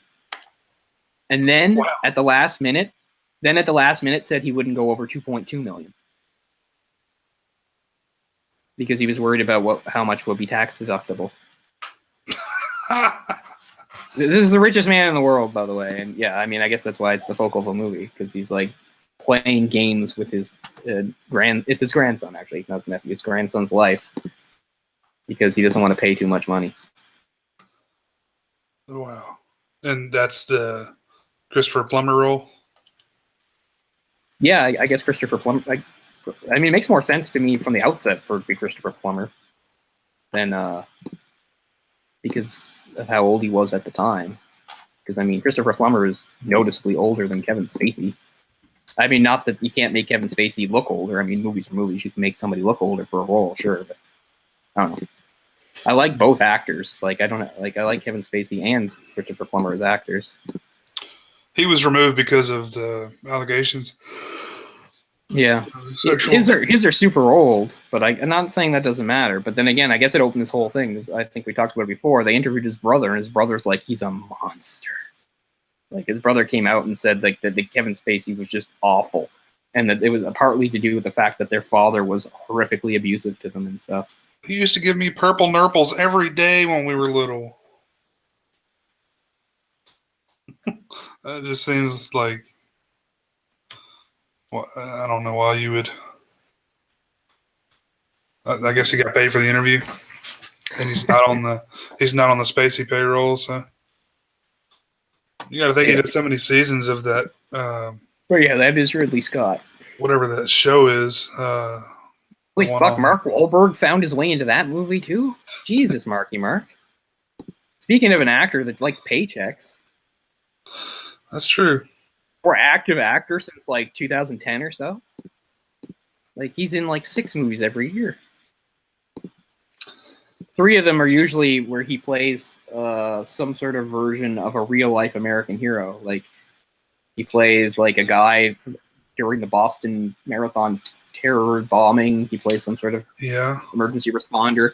He plays some guy that was on the oil rig that blew up or whatever. At one point, he's in one of those movies about soldiers in Afghanistan. I think that's Lone Survivor. So he's always playing true life American heroes, or supposed heroes, or whatever you want to call them. He is the guy for those roles. Yeah, he's. In a sense, he's the red-blooded American. Sure. Or at least that's the roles he plays.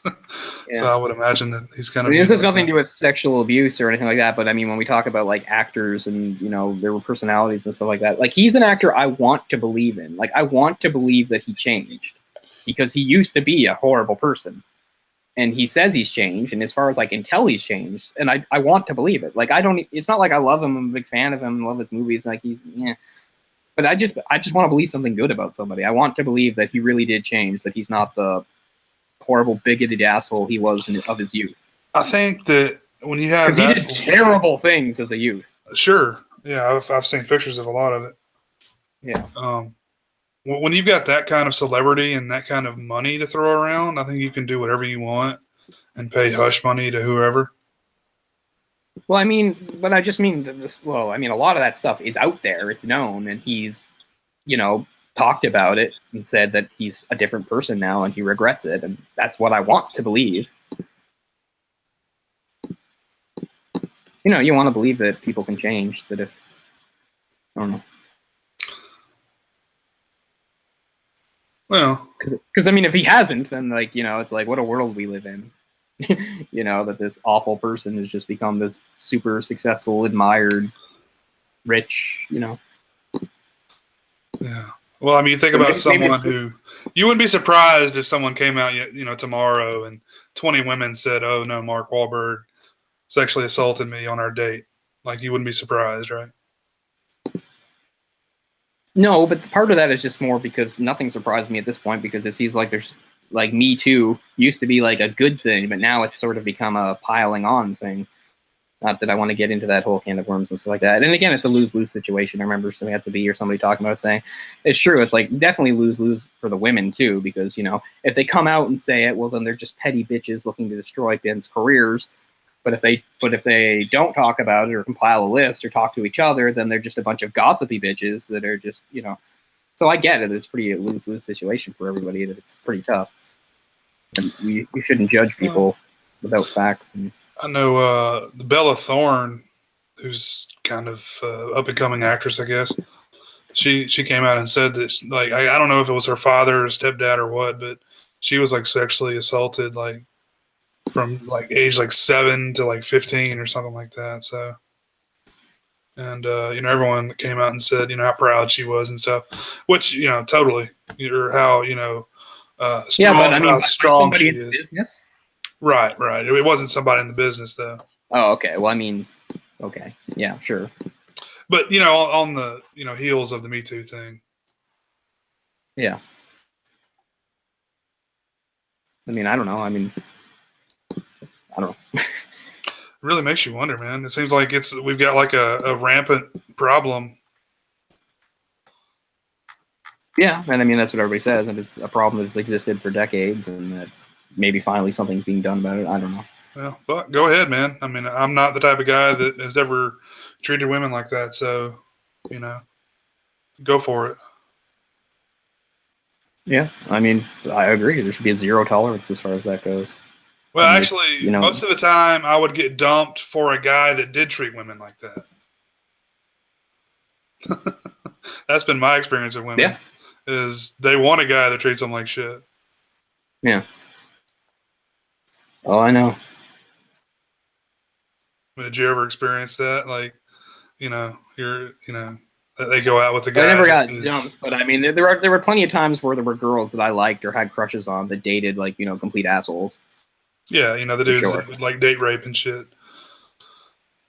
Oh yeah. So yeah, I mean, I get it.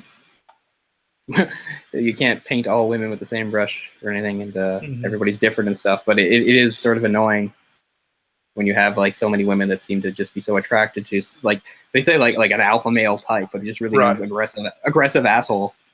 I mean, the same type that would beat the shit out of you and then go fuck your best friend. Yeah, and yet for somehow you're like, I respect that. That's a sign of strength. Like, what the fuck? So yeah, it's really. I mean, everybody has their own challenges. It's challenging growing up being a girl. It's challenging growing up being a guy. It's challenging, I guess, doubly so being trans, I suppose. But I just mean the things that you learn, like about like compassion and decency and stuff like that, and how those are supposed to be the things that people care about, and then you get it like it seems like it's not what they care about at all. It's like just the opposite, and I don't know. It's all very confusing. I don't know. Sometimes, as much as I think of my own, at least romantic history as a succession of dismal failures, on the other hand, when I think about it in the context of things like, really bad things like domestic abuse and things like that, then I think really that maybe it's kind of amazing I've come as far as I have without those sorts of things cropping up. I mean, I only really had one really sort of bad toxic relationship, and it still never got to a point where we were like hitting each other or things Right. like that. You know, we did absolutely bring out the worst in each other and made each other miserable for a while, but still, it was none of the type of things you would call the cops for instance, you know. So part of me feels like that even though I've had my share of pain and disappointment and embarrassment and humiliation and all that, at least it's all sort of the vanilla kind that doesn't involve anything too dark, you know. So I don't know. It's a difficult world to navigate. Sure. For no matter who you are, everybody has their own ideas and standards and stuff. So. I'm just saying, But at the if you same want time, to like we date said, Marky Mark, there's stuff. There are some very few things that you can, like we said, like that we can easily say, yes, like that's unacceptable. We can all agree that's wrong and stuff like that. And yet, behind closed doors, it seems like, oh well, there's certain people. It's like, yeah, it's not such a big deal to me. Yeah. And stuff like that. Like I don't know. Because yeah, I've made a lot of mistakes with girls and women, but I haven't really made any that would be like criminal. And I never thought that meant I should feel good about myself. And maybe I should. Maybe I should feel good about myself. Hey, why not? This day and age. Yeah. Like even like for the non-criminal things, like what I read about, or that stuff about Aziz or Bazza, and stuff like that. Like I've never gone out like on a first date with a girl and thought that I should try to stick my tongue down her throat or grab her tits or something. Like it just never even occurred to me. Like even if I thought she was super hot, I just never thought, yeah, this is what I should do on a first date. Like obviously. And I guess some of that just comes with somebody being successful or famous, right? Where they just think, well, it's going to work for me. That's what they want, I guess. It's the type of thing. He has his Emmy in one hand and a breast in the other. Mm-hmm. The main thing I've learned from this that I didn't know, like, there's so much of this stuff. It's like, well, we know this, we know that. Like, we know that's bad. We know it shouldn't happen. The thing that I have actually learned that I did not know until this stuff became, you know, a big thing in the last year and accounts came out by reading. The thing that I learned that I didn't know, that apparently a whole generation of girls and women have grown up believing that it's polite to have sex with someone you don't want to have sex with. That refusing to have sex with somebody could be construed as rude. And so even if you don't want to go through with it, you should anyway because it's like good manners.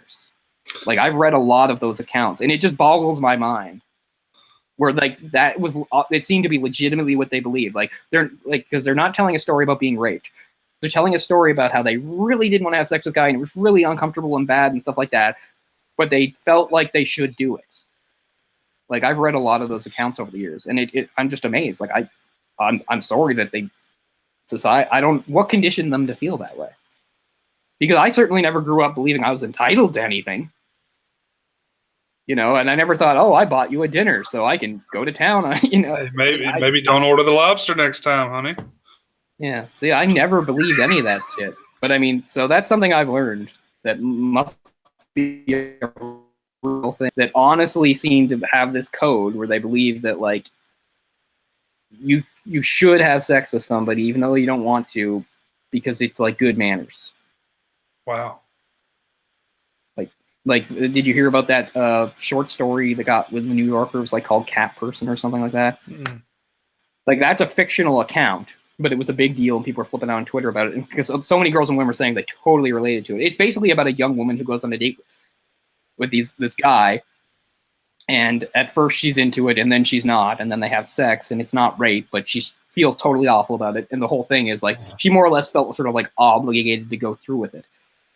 And people on both sides got mad, and you can understand why. Because on the one hand, she's like a really attractive 20-year-old, and he's like a supposedly like unattractive 34-year-old. And it seems like part of like the detailing of the sex scenes was just to point out how like unattractive she found him. And that just blows your mind. Because it's like, well, how did she, like, I don't even know what that means. Does that mean a girl will go on a date with a guy she doesn't find attractive and even go as far as have sex with him? I thought the whole thing was, they said, what was it, that thing I was saying dating, it's like within the first 7 seconds, the woman decides whether or not she'll sleep with you or something like that. That blows that out of the water.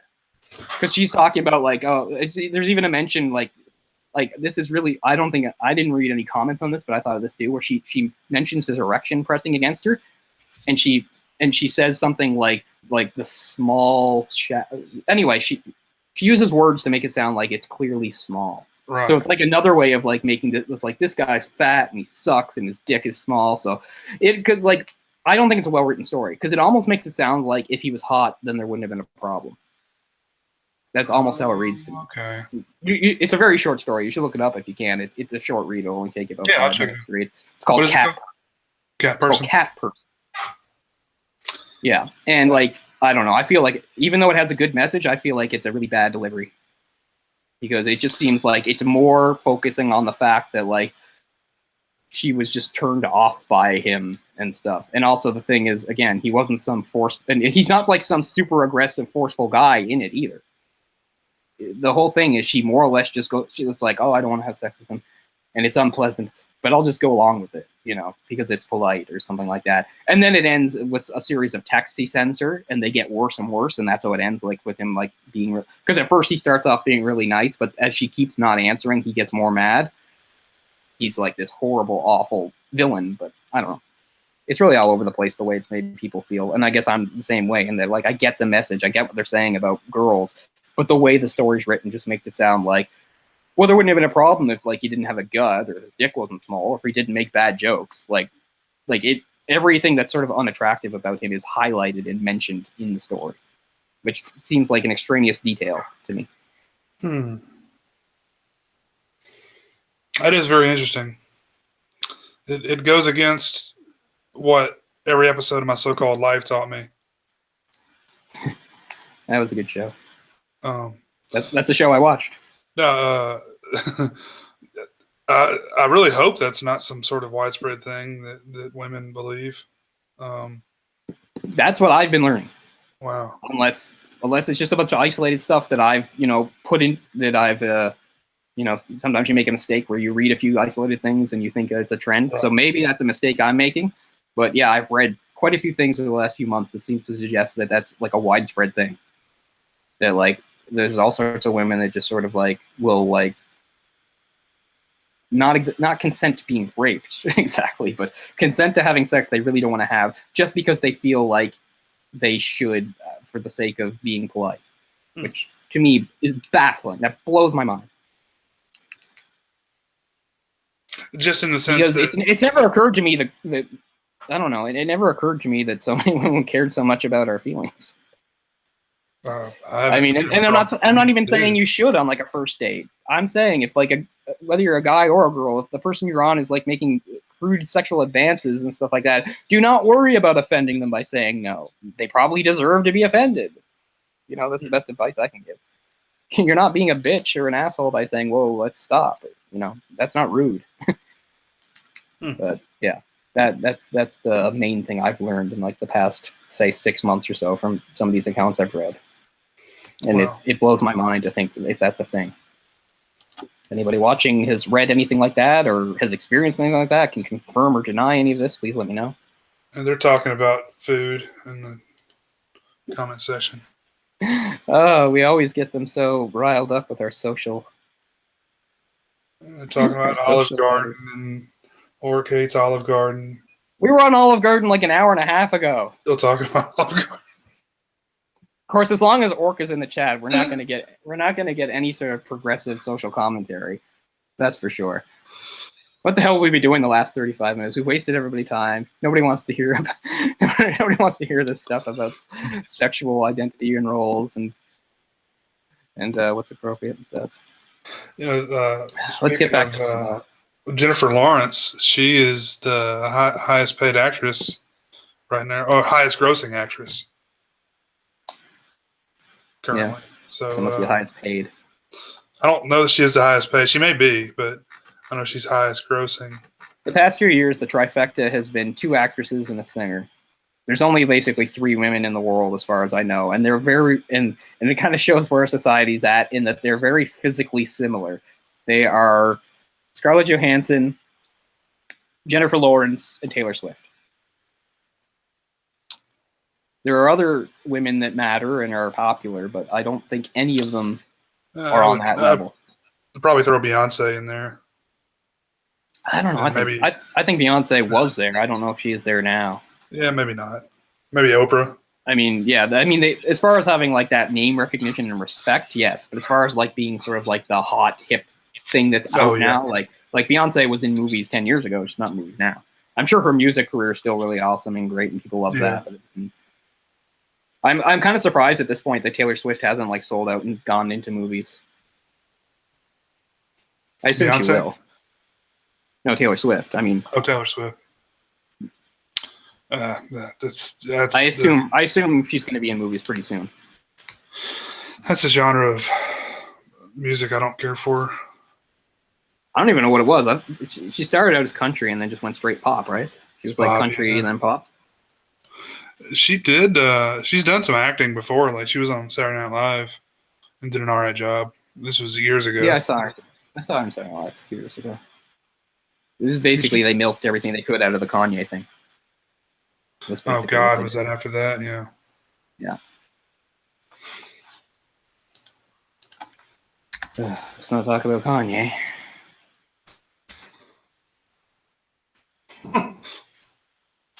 How can we not?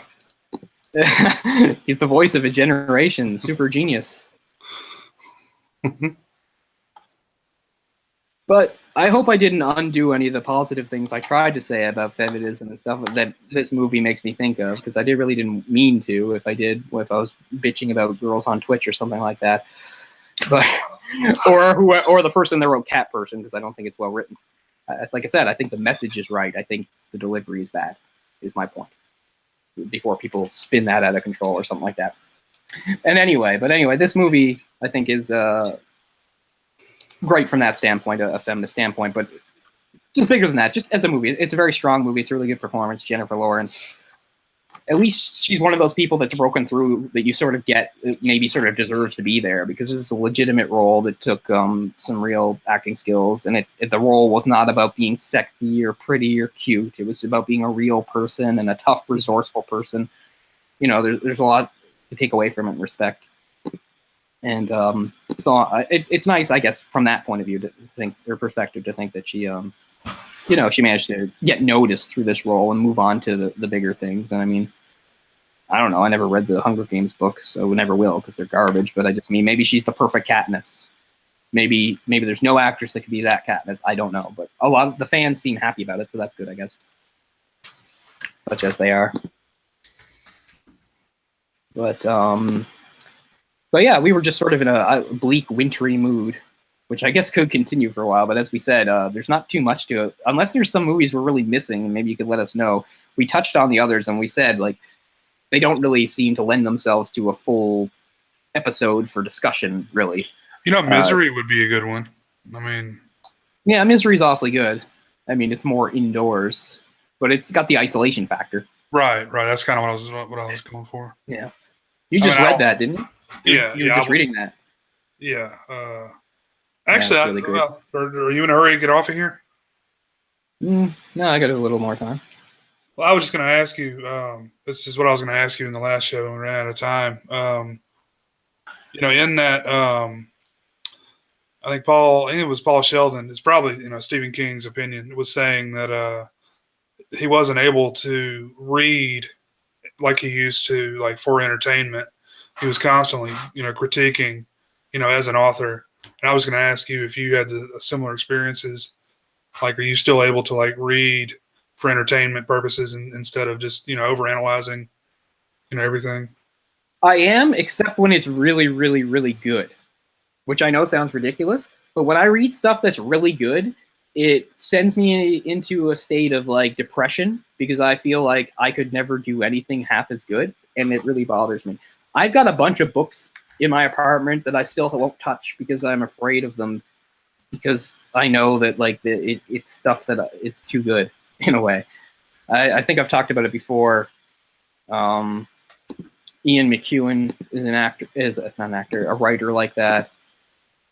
Like he's such that like he's never written a book, as far as I know, that is about like that has subject matter that I would find particularly interesting or endearing. But the books he has written are still fabulous because he's such a good writer. Like if like you hear about something like, I guess maybe the most popular being, because it was a big movie, Atonement. you read the back of the Book of Atonement and what it's about. That's not something that grabs me, or I'd be like, oh, I really want to read that. Like, it's like, okay, you know, that's fine. That's for other people. But if I did read it, and it's spectacularly written to the point that it just upsets me. So that's really the only time. Other times, yeah, I'm fine. I'm pretty good at not overanalyzing or, say, comparing it to my own writing or my own style or anything like that. But it does happen with people that are really good. And as I mentioned before on the show, the Japanese author Haruki Murakami, he's another one. He has such an amazing, not just imagination, but just such a great sort of style and stuff that I don't know, that I think is just so awesome and stuff. So he's another one. So there's a few authors out there that it almost upsets me. Neil Gaiman a little bit, but not as much, because I think it's because I was introduced to Neil Gaiman at a very young age, so I'm kind of used to him at this point. But I think I've said this before, like, if I could just steal someone's career and be that person, to be Neil Gaiman, hands down. He's like everything I wish I could be, basically. But I never will be. But, you know. But no, for the most part, when it just comes to, you know, most reading, I'm pretty okay with it being able to just detach my writer's sensibilities and just read it as a normal person. But yeah, in those instances when it's something like that, I think the writer is really, really talented, then like it just it really halts me and slows me down. Like, to the point where I won't even read it at all, or when I am reading it, I find myself reading it in really like short segments, really broken up, which is not the way I read traditionally. Usually I get a book and I read it and then I'm done. I don't read it and then leave it alone or go back to it. I'm pretty single-minded. And I do that usually with 2, maybe sometimes 3 books at a time, no problem. But everything grinds to a halt when I'm reading one of those books. Because it's just like, I don't know, because I have like sort of like an emotional turmoil going on while I'm reading them. But to make the simpler answer, no, most of the time I'm able to detach myself and just read a book and enjoy it. I just thought it was interesting because I can see maybe, you know, directors that, you know, do that for a living would probably have a similar, you know, experience, or even like, you know, a cinematographer, you know. I think it would be a lot harder actually in that medium. I think it would be a lot harder if you were, say, an actor or a director or something like that. Like you're totally not able to get any enjoyment out of it. It's almost like homework, you know. Because I feel like, you know, the way a movie is done, if that's what you do for a living, whether it's writing, not writing, whether it's, you know, acting or directing or cinematography, like you say, then you know what it's like to be on set and around everything and how it goes. So I just feel like that must maybe take you out of it sometimes when you're watching, even if it's a movie that has nothing to do with you or anything, like, because you can kind of imagine what it was like for the other people doing it. And you might even think how you might have done it differently or something, right? I figure that must have to happen a lot of times. That was one of the things. Shit, was it Jim Carrey? Because remember I told you I just recently was watching the Seinfeld thing about getting coffee with comedians or whatever. Because he asked somebody, I think it was Jim Carrey, I'm not sure, but no, it wasn't Jim Carrey, but it was somebody. He asked somebody like what movies you like, and he's like, I don't really. Oh, it was Will Ferrell. He asked Will Ferrell what movies he liked, and Will Ferrell was like, I don't watch movies. He's like, you name a movie, I haven't seen it. So he starts naming all these movies. He's like, nope. And it was, I think it was around 2013 or something when Gravity was big. He was like, Gravity. He said, no. And it's so funny. Seinfeld goes, I wish I could be the one guy that didn't see Gravity. But anyway. But yeah, that kind of blew my mind that like Will Ferrell, like, and it makes a little bit of sense because Will Ferrell, though he's a movie actor, his roots were, you know, sketch comedy and stuff. So maybe he wasn't a big cinephile or something, but still, it does sort of blow my mind to think of somebody that's like in the movie business that doesn't watch movies. Like, that seems bizarre to me. Well, you know, in that vein, doesn't it also make you think that, you know, maybe the people voting for the Oscars are the exact ones that shouldn't be making those decisions? Like, shouldn't it be like random people that aren't in the industry, like choosing who has the best or whatever? Because, I mean, I don't know. Yeah, I think everything about the Oscars voting is fucked up. I think I don't know. I don't even like the idea of giving awards for films, to tell you the truth. Well, I totally Whether agree. it's acting, directing, like, because it's all so arbitrary. And I don't know how you're supposed to compare them. You know, if you're in a gymnastics competition there's a panel of judges, and they're all judging you on the same criteria while you do a routine. Mm-hmm. But if you're just a bunch of people making a bunch of different movies in the same year, and some are comedies and some are this and that, and like, how are you supposed to judge what is good, really? Well, if you're trying to win And an what's Oscar, better than the you other? need to have some sort of social commentary in there. Well, that's what I mean, and it's kind of sad that, but I don't like that idea. I mean, and I'm sure I you don't don't either. either. Do you like the idea of people making movies with the sole point is they want it to be able to win awards? Like, to me, that just defeats the whole purpose. You should not be thinking about that making movies. You should be thinking about making a good movie, an entertaining movie, or a funny movie, or whatever it's supposed to do.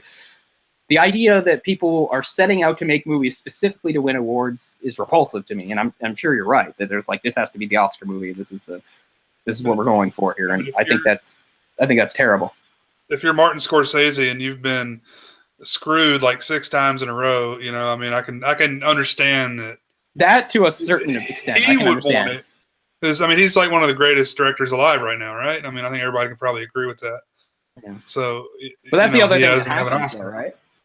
That's the other thing that happens, is eventually, over time, there are certain directors or actors who get snubbed or ignored to the point where it becomes such an issue that down the line, they'll win an award they don't deserve because it's like a makeup. That's true. That's true. I'm pretty sure that's what they did for Leonardo DiCaprio. I know. But anyway, yeah, I'm kind of the wrong person to talk about awards because I don't like them. And I guess I don't like them because I mostly disagree with them. Sure. And it is, like you were saying, it's not like I mean, it's all subjective. It's, you know, how do you give awards on? What I mean, like in 1994, the Best Picture went to Forrest Gump. It was the same year of Pulp Fiction and Shawshank Redemption. How do you say which is the more deserving, really? They're 3 completely different movies about completely different things, you know, and yet somebody came out and said, this is better than I don't know. What would be your pick out of those 3? Shawshank.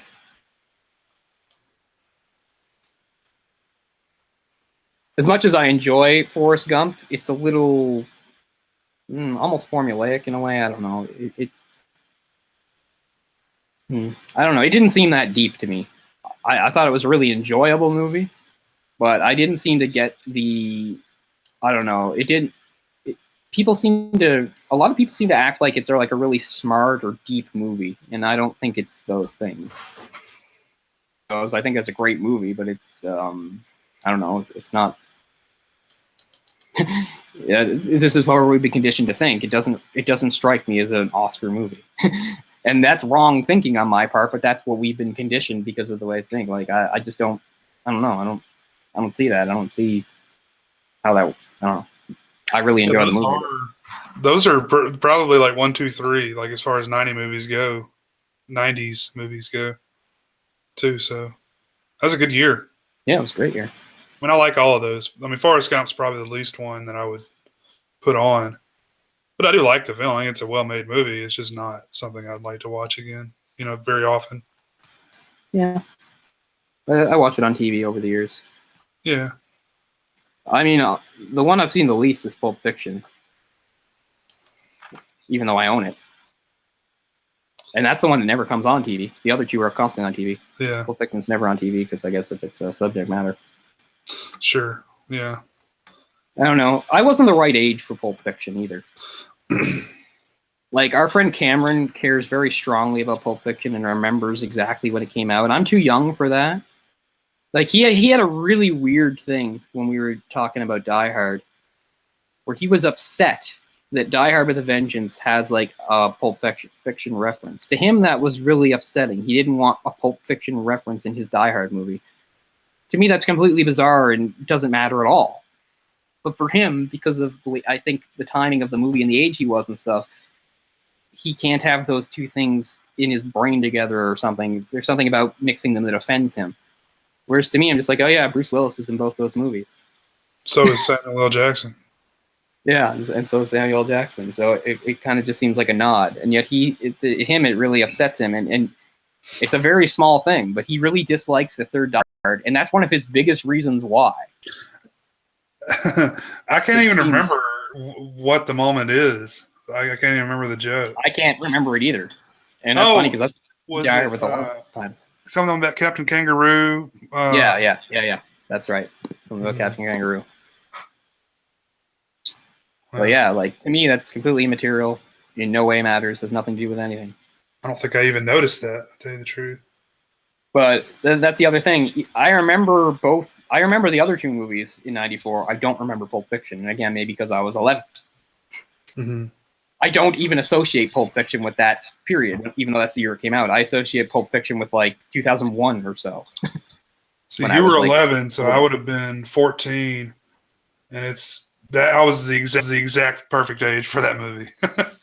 Yeah, very much so. Yeah, it was yeah, hip and cool and super violent and stylish and cursing. Yeah.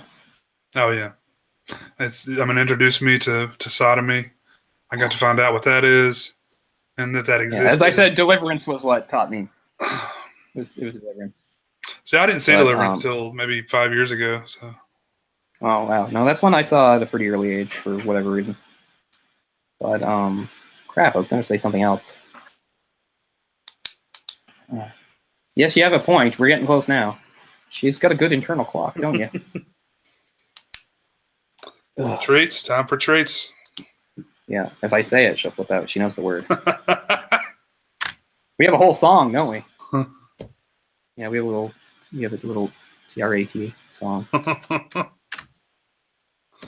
Very ritualistic. Well, but yeah, I guess we will wrap. But yeah, Winter's Bone. Nice, good movie for this time of year. I think, as we said, like it's depressing, sure, but it has somewhat of a hopeful message, and you can, I don't know, it's a strong character that you can, as we said, you can make up sort of your own ending for her. Hey, maybe she wins the lottery and everything goes okay. I don't know. Maybe she got into Harvard. Yeah. She got into Harvard, Princeton Law. Harvard, Yale Law, Princeton. Becomes a doctor of, I don't know. Meth addicts. She cures meth addiction.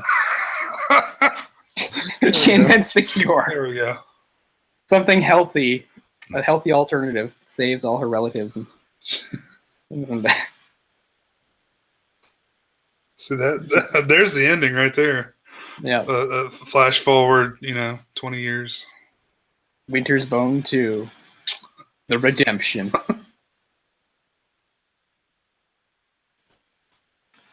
But thanks, guys. If there's people in the chat, that's pretty cool. I don't monitor that. Jay checks it out sometimes. So hopefully it wasn't just Orc blathering about food. But if it was, that's not so bad either. I mean, it's not our usual night, so who knows. But we should be back next week at our usual night. We hope to get some normalcy going and back on our normal time. I'm kind of to blame for the unevenness that we had over the holidays. I mean, I hope people can understand that the holidays is kind of a chaotic time and uneven, although I use that as an excuse, but it really doesn't affect me nearly as much as it does a lot of people. So I really am just sort of using that as an excuse. But anyway, at this point, I don't have excuses, and yeah, we'll get some normalcy going. We should be able to get some episodes in a row here, and hopefully back on our usual Tuesday night time. So we'll let you know how that's going forward on Twitter and such as usual. So thanks a lot, guys. If you have anything to say about the movie or any of the bazillion topics we talked about tonight, please let us know. And particularly if there's anything like a winter movie or a snow movie that we didn't mention that we should have, or something like that. Hell, if you can come up with one that's really good, we might even do another sort of wintry episode. We don't know. Sure. Nothing's in stone, we'll say at this point. So I think that's going to do it. So we're going to wrap. And thanks a lot for watching. Yeah. Thanks, guys. As Bach has mentioned, thanks a lot. Thanks, Jay. I'm Cole. We'll see you again later. Peace.